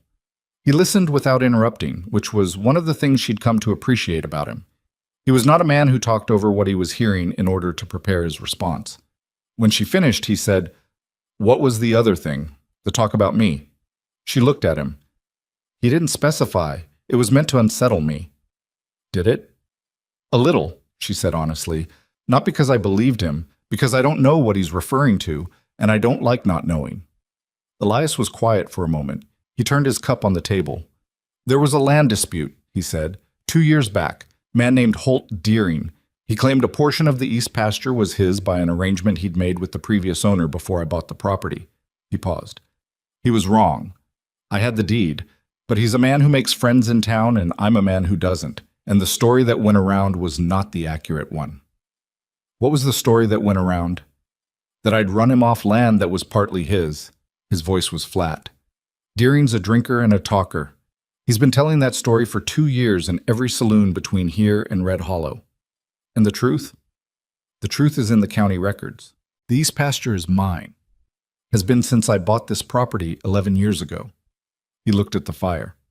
"I didn't fight the story because I don't have the patience for fighting things with words. I figured the people who mattered would know." "The people who don't matter have loud voices," Clara said. "Yes," he said. "That's been my experience." She thought about what Ruth had said, that Daniel had said no really loud when the uncle came from Wyoming. She thought about what it meant to have a family that would do that would refuse to be moved. She thought about Gerald's wagon turning in the yard. "Deering," she said. "Is he still in the area?" "He's got a place about 6 miles south. He comes through Declan's Crossing regular." Elias looked at her. "Why?" "Just knowing the landscape," she said. He studied her for a moment with that considering look. "Clara, is there something you're not saying?" "I don't know yet," she said. "When I know, I'll say it." He accepted this. It was another thing she'd come to appreciate. He didn't push for more than she was ready to give, which was not a quality she'd encountered often. She went to her room and lay in the dark and thought about what Gerald had actually come to accomplish. He had come to check whether she was settled enough to resist being dislodged. He had come to plant doubt, and underneath both of those things, she suspected, was something else. The particular discomfort of a man who had made a public spectacle of his sister and was now becoming aware that the spectacle had not resolved the way he'd intended. She was not, as he'd perhaps expected, struggling. She was not grateful. She was not diminished by what had happened in the square. She was building something. The thought settled in her like a foundation stone. She was building something. She could feel it in the daily weight of the work, in the way the house had changed in 2 months, in the children who were different now than they'd been when she arrived. Not fixed, because they were not broken, but steadier, less alone in themselves. And there was the matter of Elias. She was honest with herself about the matter of Elias because dishonesty in that direction would have been dangerous.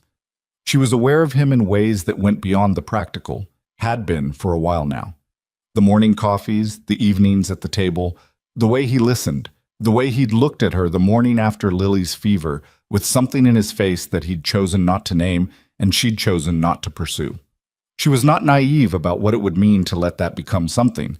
She had not been in a situation that could become something since a long time before Red Hollow, and even then it had not ended well. She was 30.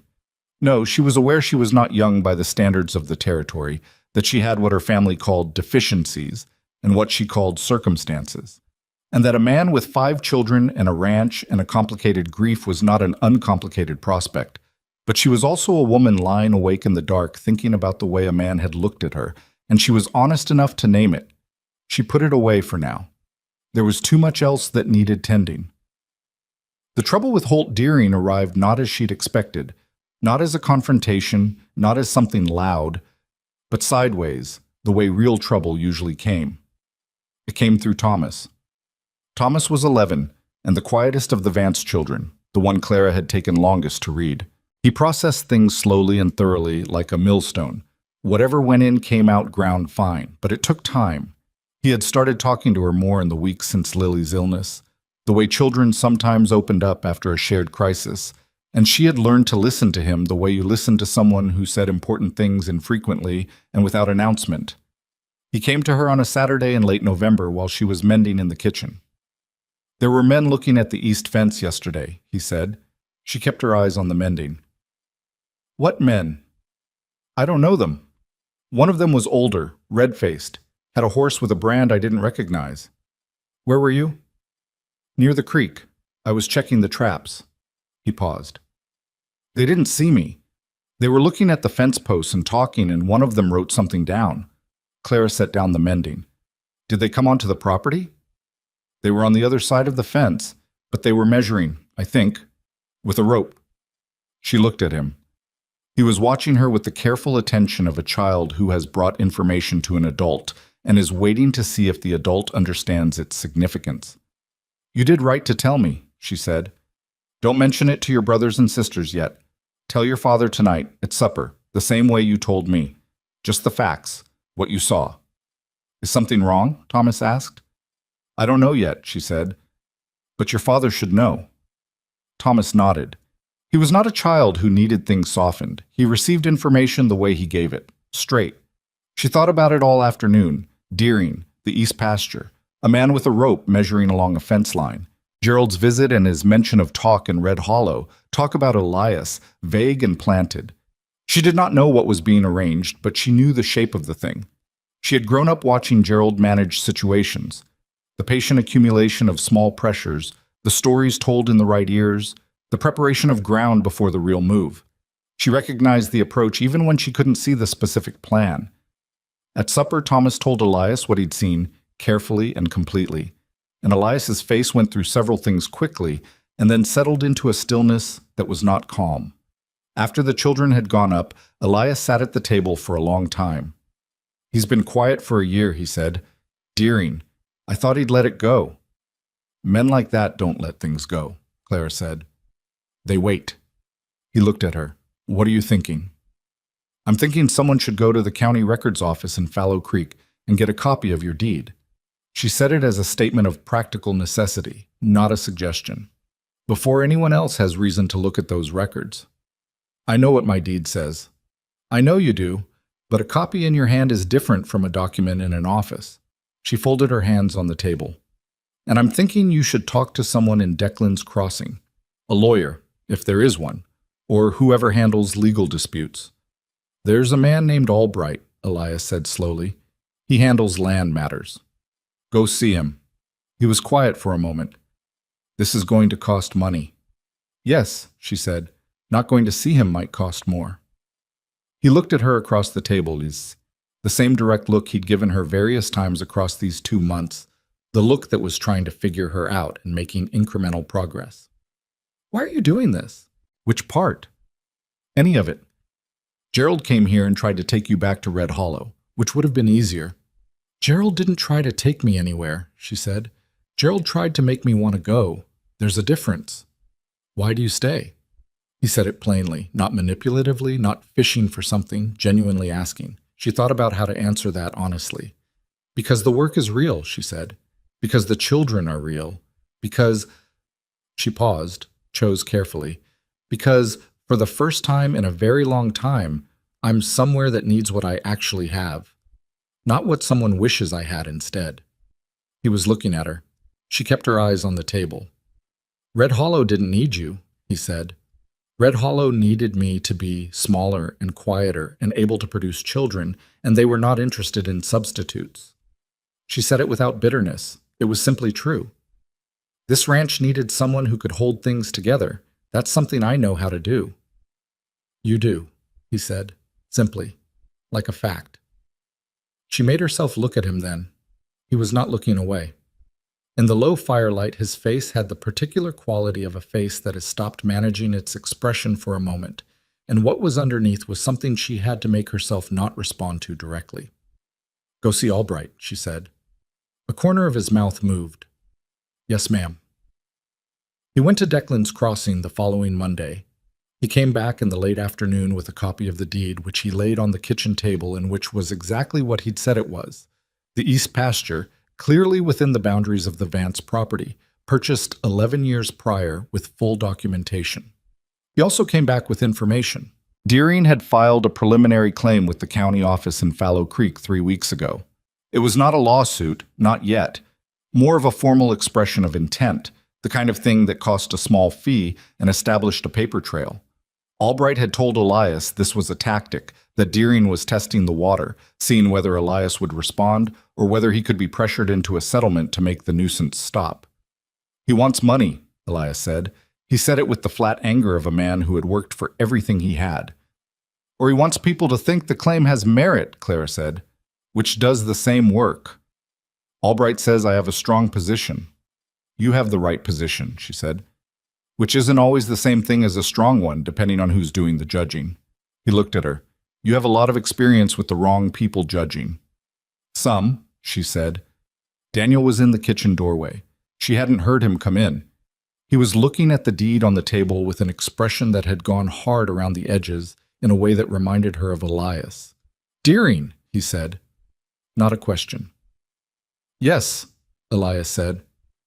"I remember him." Daniel came into the kitchen and stood at the table looking at the deed. "He came here once. After Mama died, I answered the door. He said he'd come to offer his condolences, and he spent the whole time looking at the property." His jaw worked. "I didn't know what it meant then." "He was assessing," Claire said. "He thought we'd be weak," Daniel said. "He thought, after Mama—" He stopped. "He thought grief would make you easy to push," Claire said. "People like that watch for when a family is down." Daniel's eyes came to her. Not the resistant look, not the conflicted look, something clearer. "What do we do?" She noticed the we. She thought Elias noticed it too, from the slight change in his posture. "We respond formally," she said, "through Albright. We don't let the claim sit without answer, and we make sure people in Declan's Crossing know that the claim is being contested. Not loudly, not in a way that looks like worry, but clearly." "How?" Daniel said. "By being present," she said. "By going to town and not hiding. By being the kind of people others can see are not rattled." Daniel considered this.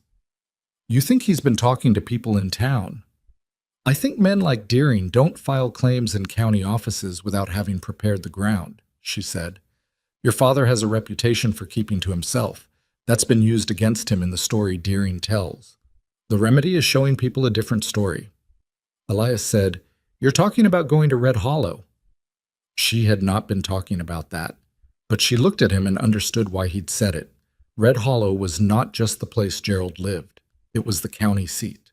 It was where the largest number of people who had heard various versions of various stories would be found. It was, in other words, the place where being seen mattered most. "Yes," she said after a moment. "Eventually." The words sat between them. She had not been back to Red Hollow since September. She was aware of what going back would look like, to Gerald, to the town, to the people who had stood in the market square on a Saturday morning and watched her brother sell her worth by the pound. She was aware of what she would need to be when she went, which was not small, not apologetic, not diminished. She thought she could manage that. 2 months ago, she was not sure.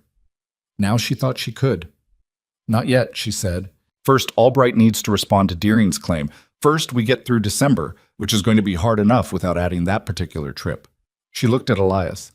"But in the new year?" He nodded slowly. Daniel was still looking at the deed on the table. "He's not going to take this land," he said. Not to either of them in particular, just said, "the way you state something that is not negotiable." "No," Clara said. "He's not." She meant it the way he meant it, not as reassurance, not as comfort, but as a simple fact about what was going to happen. She had not come this far, had not spent this particular fall being burned down and rebuilt in ways she hadn't expected, to watch someone else's patience and calculation dismantle what this family was in the process of becoming.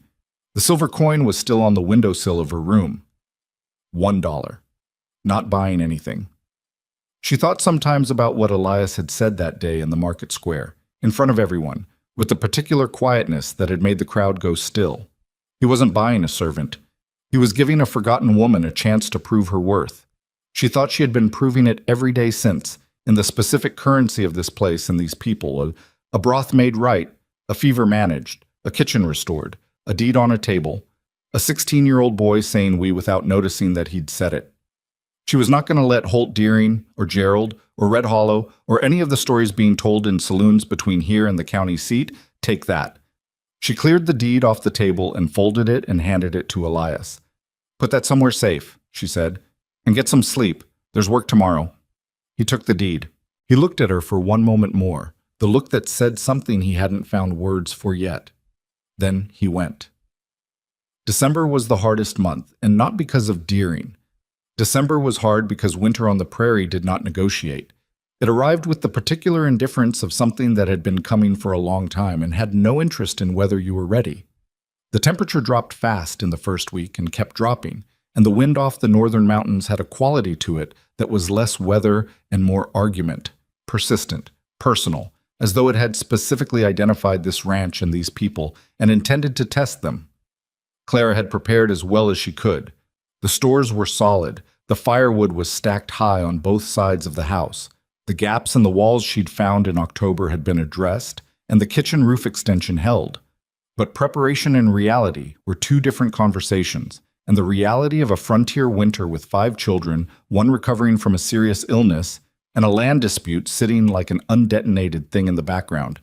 That reality had a weight to it that no amount of practical preparation fully addressed. Lily held up better than Clara had feared. She was careful with her, watchful for any return of the chest congestion, and Lily, for her part, seemed to understand at 5 years old that her body required more caution than other bodies, and she accepted this the way she accepted most things, with the quiet, gray-eyed practicality that still sometimes stopped Clara mid-task. The little girl had developed a habit of appearing in the kitchen in the early mornings and sitting at the table while Clara worked, not talking necessarily, just present, the way she was present with Sunday in the barn. Clara had come to count on it. Christmas came and went with the low-key determination of a family that was not going to be defeated by a difficult year, but was also not going to pretend the year had been easy. Clara made a proper meal, the best she could do with what they had, which turned out to be considerable. Ruth baked for the first time on her own initiative, a spiced cake from her mother's recipe that she produced from memory with a combination of pride and terror that resolved into relief when it came out of the oven right.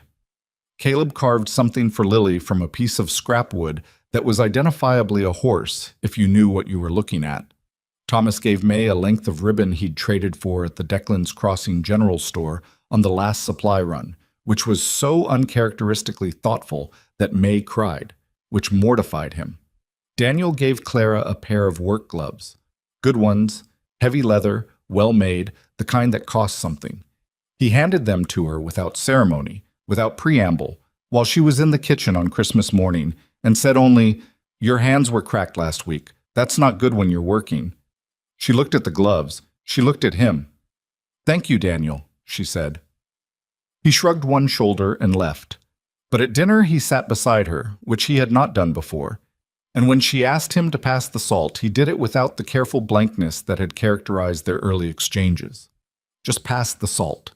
Like a person passing salt to someone at the same table. She did not make a thing of it, but she felt it, the same way she'd felt Ruth's comment about the kitchen, the same way she felt Lily's early morning presence, as a kind of confirmation, quiet and specific, of something being built. Elias noticed the gloves. He didn't say anything about them, but he saw them on her hands the following morning when she came out to help bring water up from the well, which had developed a tendency to freeze at the handle in overnight temperatures, and something in his face settled in a way that told her the gift had not been a surprise to him. "Did you know he was going to do that?" she asked. "I knew he was thinking about it," Elias said. "He asked me what size your hands were. I told him I didn't know." "How did he figure it out?" "He asked Ruth." Clara smiled at the handle of the water bucket. Ruth had not said anything about being consulted. Of course she hadn't. The new year arrived, and with it the things she'd said would come in the new year. The trip to Red Hollow. She had been thinking about it since November. Thinking about what it needed to be and what it could not be. It could not be a performance of triumph. That was not her nature, and it would not be believed. It could not be an apology or an explanation, because she had done nothing that required either. It needed to be simply her presence, her undiminished presence, in a place that had seen her at what the town believed was her lowest point, so that they could see that the point had not been the end of anything. She told Elias she wanted to go in the second week of January. He looked at her carefully and said, "Do you want me to come?" She had thought about this. "Yes," she said, "but not in a way that looks like protection. We'll go for the supply run we've been putting off. Business. And the children?" She had thought about this too. "Ruth and Daniel, the others are too young for what this might be, and I don't want them to see it if it goes badly." She paused. "I don't think it will go badly, but I don't know." He nodded. "When have you ever not known?" It was the closest thing to a compliment about her judgment that he'd offered directly, and it landed differently than the others. She let it. They went on a Wednesday.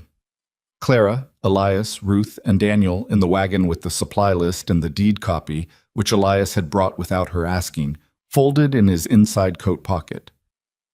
The road to Red Hollow was 11 miles of winter prairie that looked exactly the same the whole way, flat and brown and cold under a sky the color of a pewter plate. Clara sat in the back with Ruth, and the two of them said little, which was comfortable now in a way it hadn't been in September. Ruth had her mother's system for the supply list and was going through it with a competence that was no longer effortful. It had become just the way she did things. Daniel was in the front beside Elias. He sat straight. He had his father's posture in the wagon, that easy, one-handed quality, and Clara wondered if he knew he'd inherited it. Red Hollow appeared over a low rise the same way it had disappeared behind them in September, without ceremony. It was bigger than the Vance Ranch and smaller than Fallow Creek, a proper frontier town with a main street of dirt and board and all the necessary establishments of a place that had decided to be permanent. The smithy was still clanging. The feed store was where it had been. The saloon looked unchanged. The market square was empty in January. Of course it was. But Clara looked at the wooden platform as they drove past and felt it the same way you feel a scar. Not pain exactly, more a specific awareness of a place on the body that had been through something. She did not look away from it. Their first stop was the general store, which was the practical anchor of the visit. Mrs. Hartley was behind the counter, the same woman who had been in the crowd in September with her expression of fascinated discomfort, and she looked up when they came in and went through a visible series of adjustments. Clara met her eyes and said, "Good morning, Mrs. Hartley. We have a supply list." Mrs. Hartley said, "Good morning, Miss Whitmore," and her voice had something in it that wasn't quite apology and wasn't quite acknowledgement and landed somewhere between both. She took the list. While Mrs. Hartley was assembling the order, two women came into the store who Clara recognized. She didn't know their names, but she knew their faces from the square. They stopped when they saw her. Clara nodded to them, pleasantly, with the specific pleasant neutrality of a woman who is aware of the social weight of a moment and has decided not to give it more than its due. One of them said, "Miss Whitmore, you're looking well." "I am well," Clara said. "Thank you." The second woman, the bolder one, Clara assessed, said, "You're still out at the Vance Ranch?" "Yes." "And how is that going?" The question had a texture to it, not quite hostile, more the kind of probing that passed for conversation in small towns, where information was currency and people collected it openly. "Well," Clara said, "Mr. Vance runs a good operation. The children are healthy. We heard the youngest was ill in the fall." "She was," Clara said. "She recovered." A pause. The two women exchanged a look of the type that carried entire conversations. "Well," the bolder one said, "it's good you were there." "It is," Clara said simply, and turned back to the counter. She heard them whispering behind her. She did not turn around. She felt Ruth beside her, very still, watching the whole exchange with the attention of a girl who was learning something. Gerald found her, as she'd known he would, in the street outside the feed store. He appeared with his coat and his prepared manner and his hat in his hands, and he looked at her and then past her at Elias, who was loading the wagon with Daniel, and something moved across Gerald's face that she took a moment to read. It was not what she expected. She'd expected the defensive reasonableness, the management of a situation. Instead, what she saw, very briefly before he covered it, was something more complicated. A man looking at his sister and having to acknowledge that the thing he'd been telling himself about her, the story in which she was a problem requiring management, had not survived contact with evidence. She was not struggling. She was standing on a main street in Red Hollow, in good winter clothes, with her chin level and her hands in leather gloves that someone had given her because he'd noticed her hands were cracked. And beside her was a 13-year-old girl who looked at her with something adjacent to admiration. And behind her was a man who had chosen to come with her to this particular town on this particular errand with the specific knowledge of what it meant. Gerald cleared his throat. Clara. Gerald. Supply run? Yes. He looked at the wagon again, at Elias and Daniel working. How's the ranch? Good, she said. Strong winter. We're well prepared. The children. All healthy. Lily had a bad fever in October, but she came through it. He turned his hat in his hands. I heard about Deering, he said, filing that claim. She looked at him carefully. Where did you hear that? Deering drinks at the saloon here sometimes. He talks. Gerald's voice had an odd quality. Not quite shame, but its neighbor. He said Vance wouldn't be able to hold the property, said it was going to be a long legal fight. Albright has responded formally, Clara said. The deed is clear. Deering has no legal standing. He has friends, Gerald said. So do we, Clara said. This surprised him. She could see it. The we surprised him most. He was quiet for a moment. A wagon went past behind them, and the sound of it filled the space between them. And when it was gone, Gerald said, with a difficulty that was not entirely performance, I was wrong. What I did in September. I've known it for a while, but I wanted to say it. She looked at him. She had thought about this moment, what she would feel, what she would say. She had thought she would feel vindication, or anger finally released, or some version of satisfaction. What she actually felt was more tired than anything else. The tiredness of having carried something for a long time, and now being given permission to set it down. I know you know it, she said. That's not the same as saying it. No, she said. It's not. He looked at his hat. Mabel thinks you should come for dinner sometime. When you're able. She took that in. Mabel, who had stood in the kitchen doorway watching her pack with a thin satisfaction, was extending an invitation. The world was full of surprises. Maybe in the spring, she said, when the roads are better. It was not forgiveness exactly. She was not sure she was ready for that, and she was not going to perform it when she wasn't. But it was a door left open rather than shut, and that was what she could honestly offer. Gerald nodded. He put his hat back on. He looked at her one more time, really looked, the way he hadn't done in years, maybe longer. And he said, You look like yourself. She didn't know exactly what he meant by that, but she thought it might be the kindest thing he'd ever said to her. She went back to the wagon. Elias was watching her from beside the horse. Daniel was in the back of the wagon, and Ruth had appeared from somewhere and was already climbing up. Clara walked to the wagon, and Elias offered his hand, which she took, and he helped her up. All right? He said quietly. Yes, she said. He looked at her for a moment, checking, the way he'd learned to check, not intrusively, not with the implication that she couldn't manage, but the way you check on someone you've come to care about. Then he climbed up and got the horse moving, and Red Hollow fell away behind them for the second time. Daniel said from the back, Did you talk to your brother? Yes, Clara said. What did he say? He apologized. A pause. Did you believe him? She considered that honestly. I believe that he meant it today, she said. Whether he'll remember that he meant it tomorrow, I don't know. That's his work, not mine. Daniel was quiet for a moment. Then, my uncle from Wyoming, he wrote to Papa last month, said we should come stay with him for the winter, that the ranch was too much. His voice was controlled and flat. I wrote back. Clara looked at him. You wrote back. Papa doesn't like to write letters. He said it without apology. I told my uncle we were fine, that the ranch was in good shape and the family was together and we didn't need to go to Wyoming. She held his gaze for a moment. Did your father know you wrote that? He read it before I sent it. She looked at Elias. He was looking at the road. You didn't tell me, she said to him. No, he said. Why not? He took a moment. Because I wanted to see if you'd be glad or not. And now you know, she said. He kept his eyes on the road, but the corner of his mouth moved. The Deering matter resolved itself in February, and it resolved the way things resolve when one side has the documents and the other side has only the story they've been telling, slowly, with friction, and then all at once. Albright had filed the formal response to Deering's preliminary claim in December. In January, Deering had escalated to a full filing with the county office in Fallow Creek, which meant there was now an actual legal dispute on paper with the Vance property on one side and Holt Deering on the other. This was, Albright had explained, what Deering had wanted all along, not because he expected to win, but because the filing itself was the weapon. A property under legal dispute could not be easily sold or refinanced, and the stress of a legal fight had a way of making people more willing to settle than to continue. Clara understood this logic, and she did not accept it.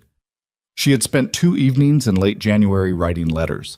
She had told Elias she was writing letters, and he had looked at the paper and the pen and the careful way she was working and had not asked too many questions. She wrote to Albright, laying out in plain language everything she knew about the pattern of what Deering had done, the timing of his approach after Martha's death, Thomas's account of the men at the fence line, the stories being told in Red Hollow's saloon, Gerald's information about Deering's claims there. She wrote it as a coherent account, organized and specific, with dates where she had them. She also wrote to 3 other ranchers in the county whose names she had gathered in conversation since September, names mentioned by Elias, by Caleb in passing, by Mrs. Hartley in the general store, men who had dealt with Deering before, or whose properties sat adjacent to disputed claims, or who simply had reason to care about how county land records were being used. She did not ask them for anything specific. She wrote simply to make them aware of what was happening with the Vance property, what Deering had filed, and what the documentation showed. She was not certain this would accomplish anything, but she was a woman who had learned that the people who talked loudest were often doing so because they were reasonably confident that no one was paying careful attention on the other side. She intended to be the careful attention. Albright wrote back in the second week of February with information he'd gathered from the county office.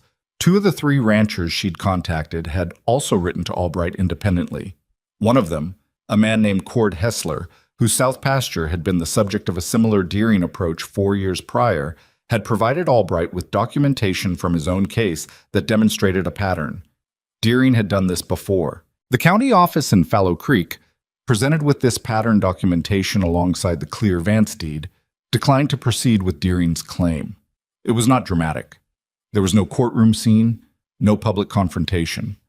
Albright sent a letter, which arrived on a Thursday morning while Clara was in the kitchen, and which Elias read standing by the stove with his coat still on from the morning chores.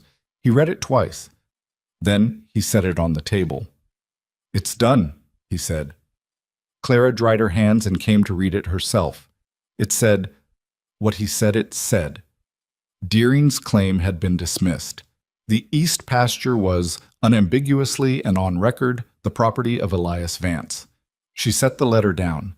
The feeling she had was similar to the one she'd had the morning after Lily's fever broke. Not triumph, nothing loud, but the specific and grounded satisfaction of having done the right things in the right order and having them work. She had learned not to expect this feeling to arrive with fanfare. It usually didn't.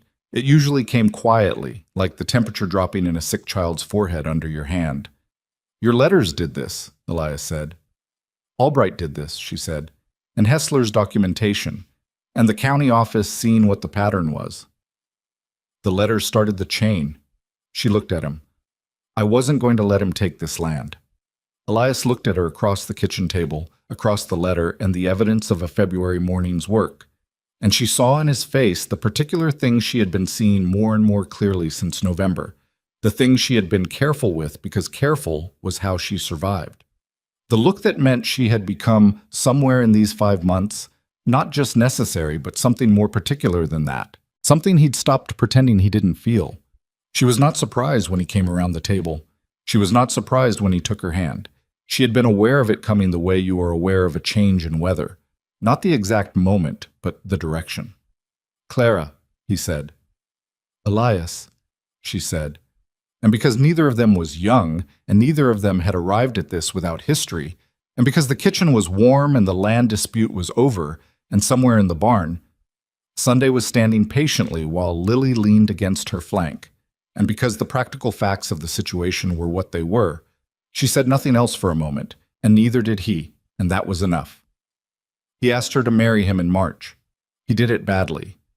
He had rehearsed something, she could tell, and then abandoned the rehearsal partway through and just said it plainly, standing in the kitchen doorway with mud on his boots and an expression of someone who had decided that preparation was not his particular skill and he was going to do it anyway. He said he knew she'd come here as a housekeeper, and that wasn't what he was asking her to be now.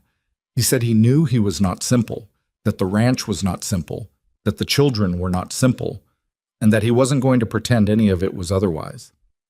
He said he had watched her for 5 months be more capable and more honest and more decent than anyone he'd known since Martha, and that he knew that was not a romantic thing to say, but it was the truest thing he had, and he was a man who preferred true. She listened to the whole thing. She did not help him with it. He needed to say it, and she was not going to make it easier in a way that later would mean he hadn't actually said it. When he finished, she said, "Yes, obviously." He blinked. "Obviously." "You've been working up to this since January," she said. "I was starting to wonder if you were going to make it to spring." He looked at her for a moment. "You could have said something. You needed to do it yourself." He exhaled.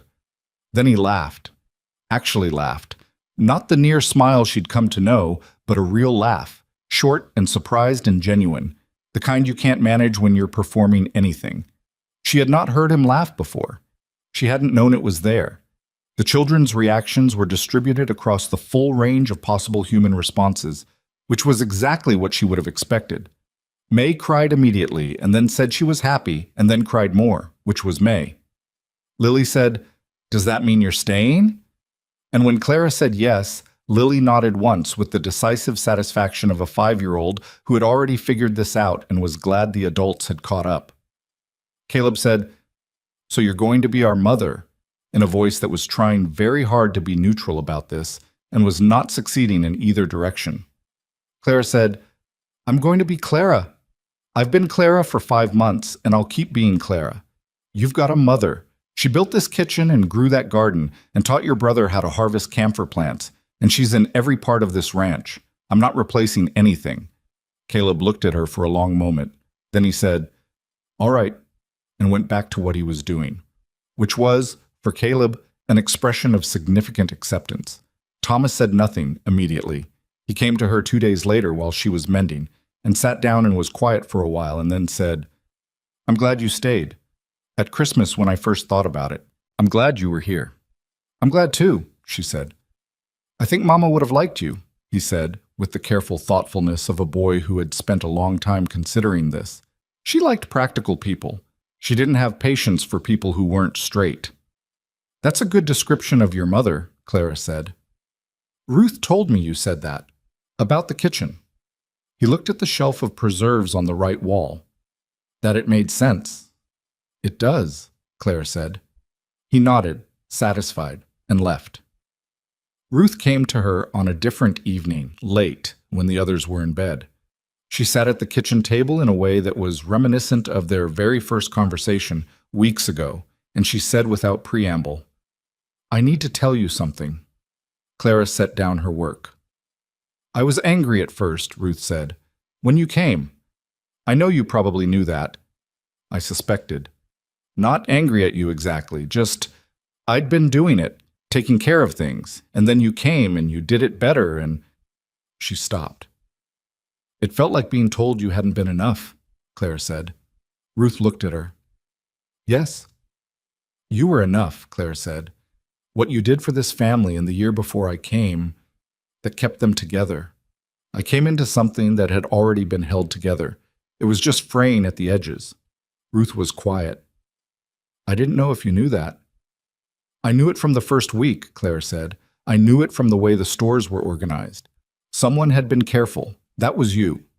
Ruth looked at her hands on the table. She was 13 years old and had spent a year holding the edges of something together and had not been thanked for it in the specific way that it needed to be named. Clara understood this. She had spent most of her own life being the person who kept the fire going, who hauled the water, and having it not be named. "Thank you, Ruth," she said, "for what you did." Ruth didn't say anything, but she lifted her chin in a way that said she had received it. And Daniel. Daniel came to her on the morning before the wedding, which was a small thing in April. Just themselves and the minister from Declan's Crossing. No ceremony for the county to attend, nothing Red Hollow needed to see. Clara had not wanted it large. She had had enough of being watched in public. He came into the kitchen early, before anyone else was up, and he stood in the same place he'd stood that first night when she was at the stove, and he was working up to asking what he could do. "I was wrong about you," he said. She looked at him. He was 16 and would be 17 in July, and had his father's jaw and his mother's dark eyes and neither parent's particular talent for saying what he meant, which he was doing now through sheer determination. "Not about wanting to protect the family," he said. "That wasn't wrong, but about you specifically. I decided before I knew." "You were trying to protect something real," she said. "I was a problem," he said bluntly. "You were a grieving boy," she said. "Who was trying to do a man's job? There's a difference." His jaw worked. "Lily asked for you before she asked for anyone now. In the mornings." "I know." "That used to be—" He stopped. "That used to be Mama." She held his gaze. "I know that too." I'm not saying it's wrong, he said. "I just wanted to say that I see it, and it's all right." He said the last part with the specific difficulty of someone saying something that cost them. "Thank you, Daniel," she said. She said it the same way she'd said it about the gloves. Straight, without softening it into something less than it was. He nodded once, and then, before he left, he said, "She would have liked you." It was the second time she'd heard that in 2 weeks. The second Vance child who had worked their way to the same conclusion. She didn't know if it was true. She would never know if it was true.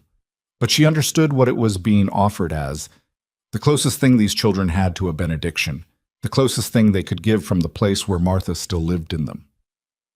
She was 40 miles from Red Hollow on the day she married Elias Vance, standing in the main room of a ranch house she had spent 7 months making livable, wearing her best dress with her hair done properly for the first time since September, and the minister from Declan's Crossing said words she barely heard because she was looking at the man in front of her and the children arranged behind him. Ruth trying to keep her expression composed and not quite managing, Caleb standing up straight with the deliberate posture of a boy who had decided this was an occasion, Thomas with his hand on Lily's shoulder because Lily was bouncing slightly and someone needed to anchor her, May already crying, Daniel at the back, arms at his sides, watching with his father's eyes and his mother's steadiness. She thought about September, the wooden platform, the pewter sky, Gerald's voice describing her deficiencies to an audience. She thought about the feeling of standing very straight and looking at the far end of the square and counting the things she knew how to do. She had not known then how long the list was. The years that followed were not simple. She had never expected simple, and simple was not what she received. The ranch had good years and bad years, a drought the summer after the wedding that hit the cattle hard, a winter 2 years later that was worse than the one she'd arrived in, a grass fire in the east pasture that took a week and every available hand to contain. She and Elias did not agree on everything. There were arguments, real ones, not the managed kind, arguments where both of them said things that were too sharp and had to come back to later and work through. He was a man who went silent when he was hurt, which drove her to distraction. She was a woman who sometimes made decisions without telling him first, which drove him to the same. They got through it. Not because it was easy, but because they were both people who did the work in front of them and didn't stop when it got hard, and it turned out that was the most important compatibility. Lily grew. She stayed small and delicate in frame, but turned out to have her mother's stubbornness and her father's quiet. And she never entirely lost the too old quality in her gray eyes, which Clara thought she would carry her whole life, the mark of a child who had understood loss early. She and Sunday remained a fixture of the barn until Sunday went old and slow, and when the mare died, Lily was 11 years old and sat with her at the end and did not ask Clara to make it not hurt, only asked her to sit there too, and Clara did. Thomas became a man who fixed things. It was his particular gift, not just physical things, though he could fix those too, but situations, misunderstandings, the places where people had gotten sideways with each other. He did it the same way he'd always processed things, slowly and thoroughly, and he became the Vance that neighbors came to when something needed to be worked out. May grew up with the button-missing dress and the frank assessment and never entirely lost either quality. She talked too much, laughed too loud, and knew what everyone around her was feeling with an accuracy that was occasionally inconvenient. She married a man from Declan's Crossing when she was 19 and moved 6 miles away and came back to the ranch for dinner every Sunday for the rest of Claire's life. Caleb stayed on the ranch. He was the one who wanted it, who had always wanted it, Claire thought, from the first day when he'd shown her how to lay the fire. He took to cattle the way his father had, with the same practical, unromantic love of the work itself. And when Elias got older and slower, it was Caleb who carried the operation forward. Ruth became, against her own expectations, a teacher. She went to Fallow Creek at 17 and then further east to a proper school and came back with a certificate and a calm authority that her students found slightly frightening and entirely effective. She ran the school at Declan's Crossing for 20 years. She was by every measure exceptional at it. And Daniel stayed the longest and left the most thoroughly, which was not a contradiction. He was there for every year of his siblings' childhoods, present and reliable in the way that the ranch required. And then when Caleb was settled enough to run things, and Thomas was there to help, he went west. He wrote letters, regular ones, which surprised Clara and shouldn't have, because Daniel had always done the things he decided to do with commitment. The letters came from California, from Oregon, from eventually a piece of land he bought in Nevada where he ran horses. He wrote well. He was direct on paper the way he'd learned to be direct in person, and Clara kept every letter in a box in the bedroom. He came back to the ranch the year Clara turned 50. He was 36 and broader than he'd been, with lines around his eyes from the Nevada sun, and he came in the spring when the kitchen garden was up and sat at the same kitchen table and drank coffee with her and said, "You never left." "No," she said, "even when Gerald came, even when Deering filed, even when it would have been easier." "Easier isn't a reason," she said. He turned his cup on the table. "I've thought about that a lot, over the years." He looked at the shelf of preserves on the right wall, Martha's system, still intact. Why people stay and why they go. And I think some people are built for staying, he said. I'm not. You are. He looked at her. Not because you had nowhere else to go. You could have gone. You chose not to. Yes, she said. I used to think that was, I don't know, settling, like you were making the best of something you couldn't change. He shook his head. It wasn't that. No, she said. It wasn't.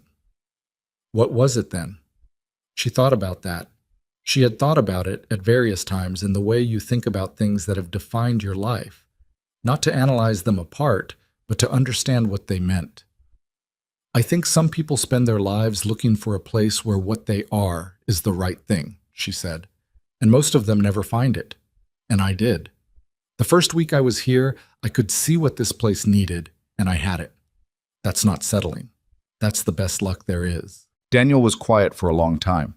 Outside, the spring prairie was brown going green, the same view it always was, endlessly patient.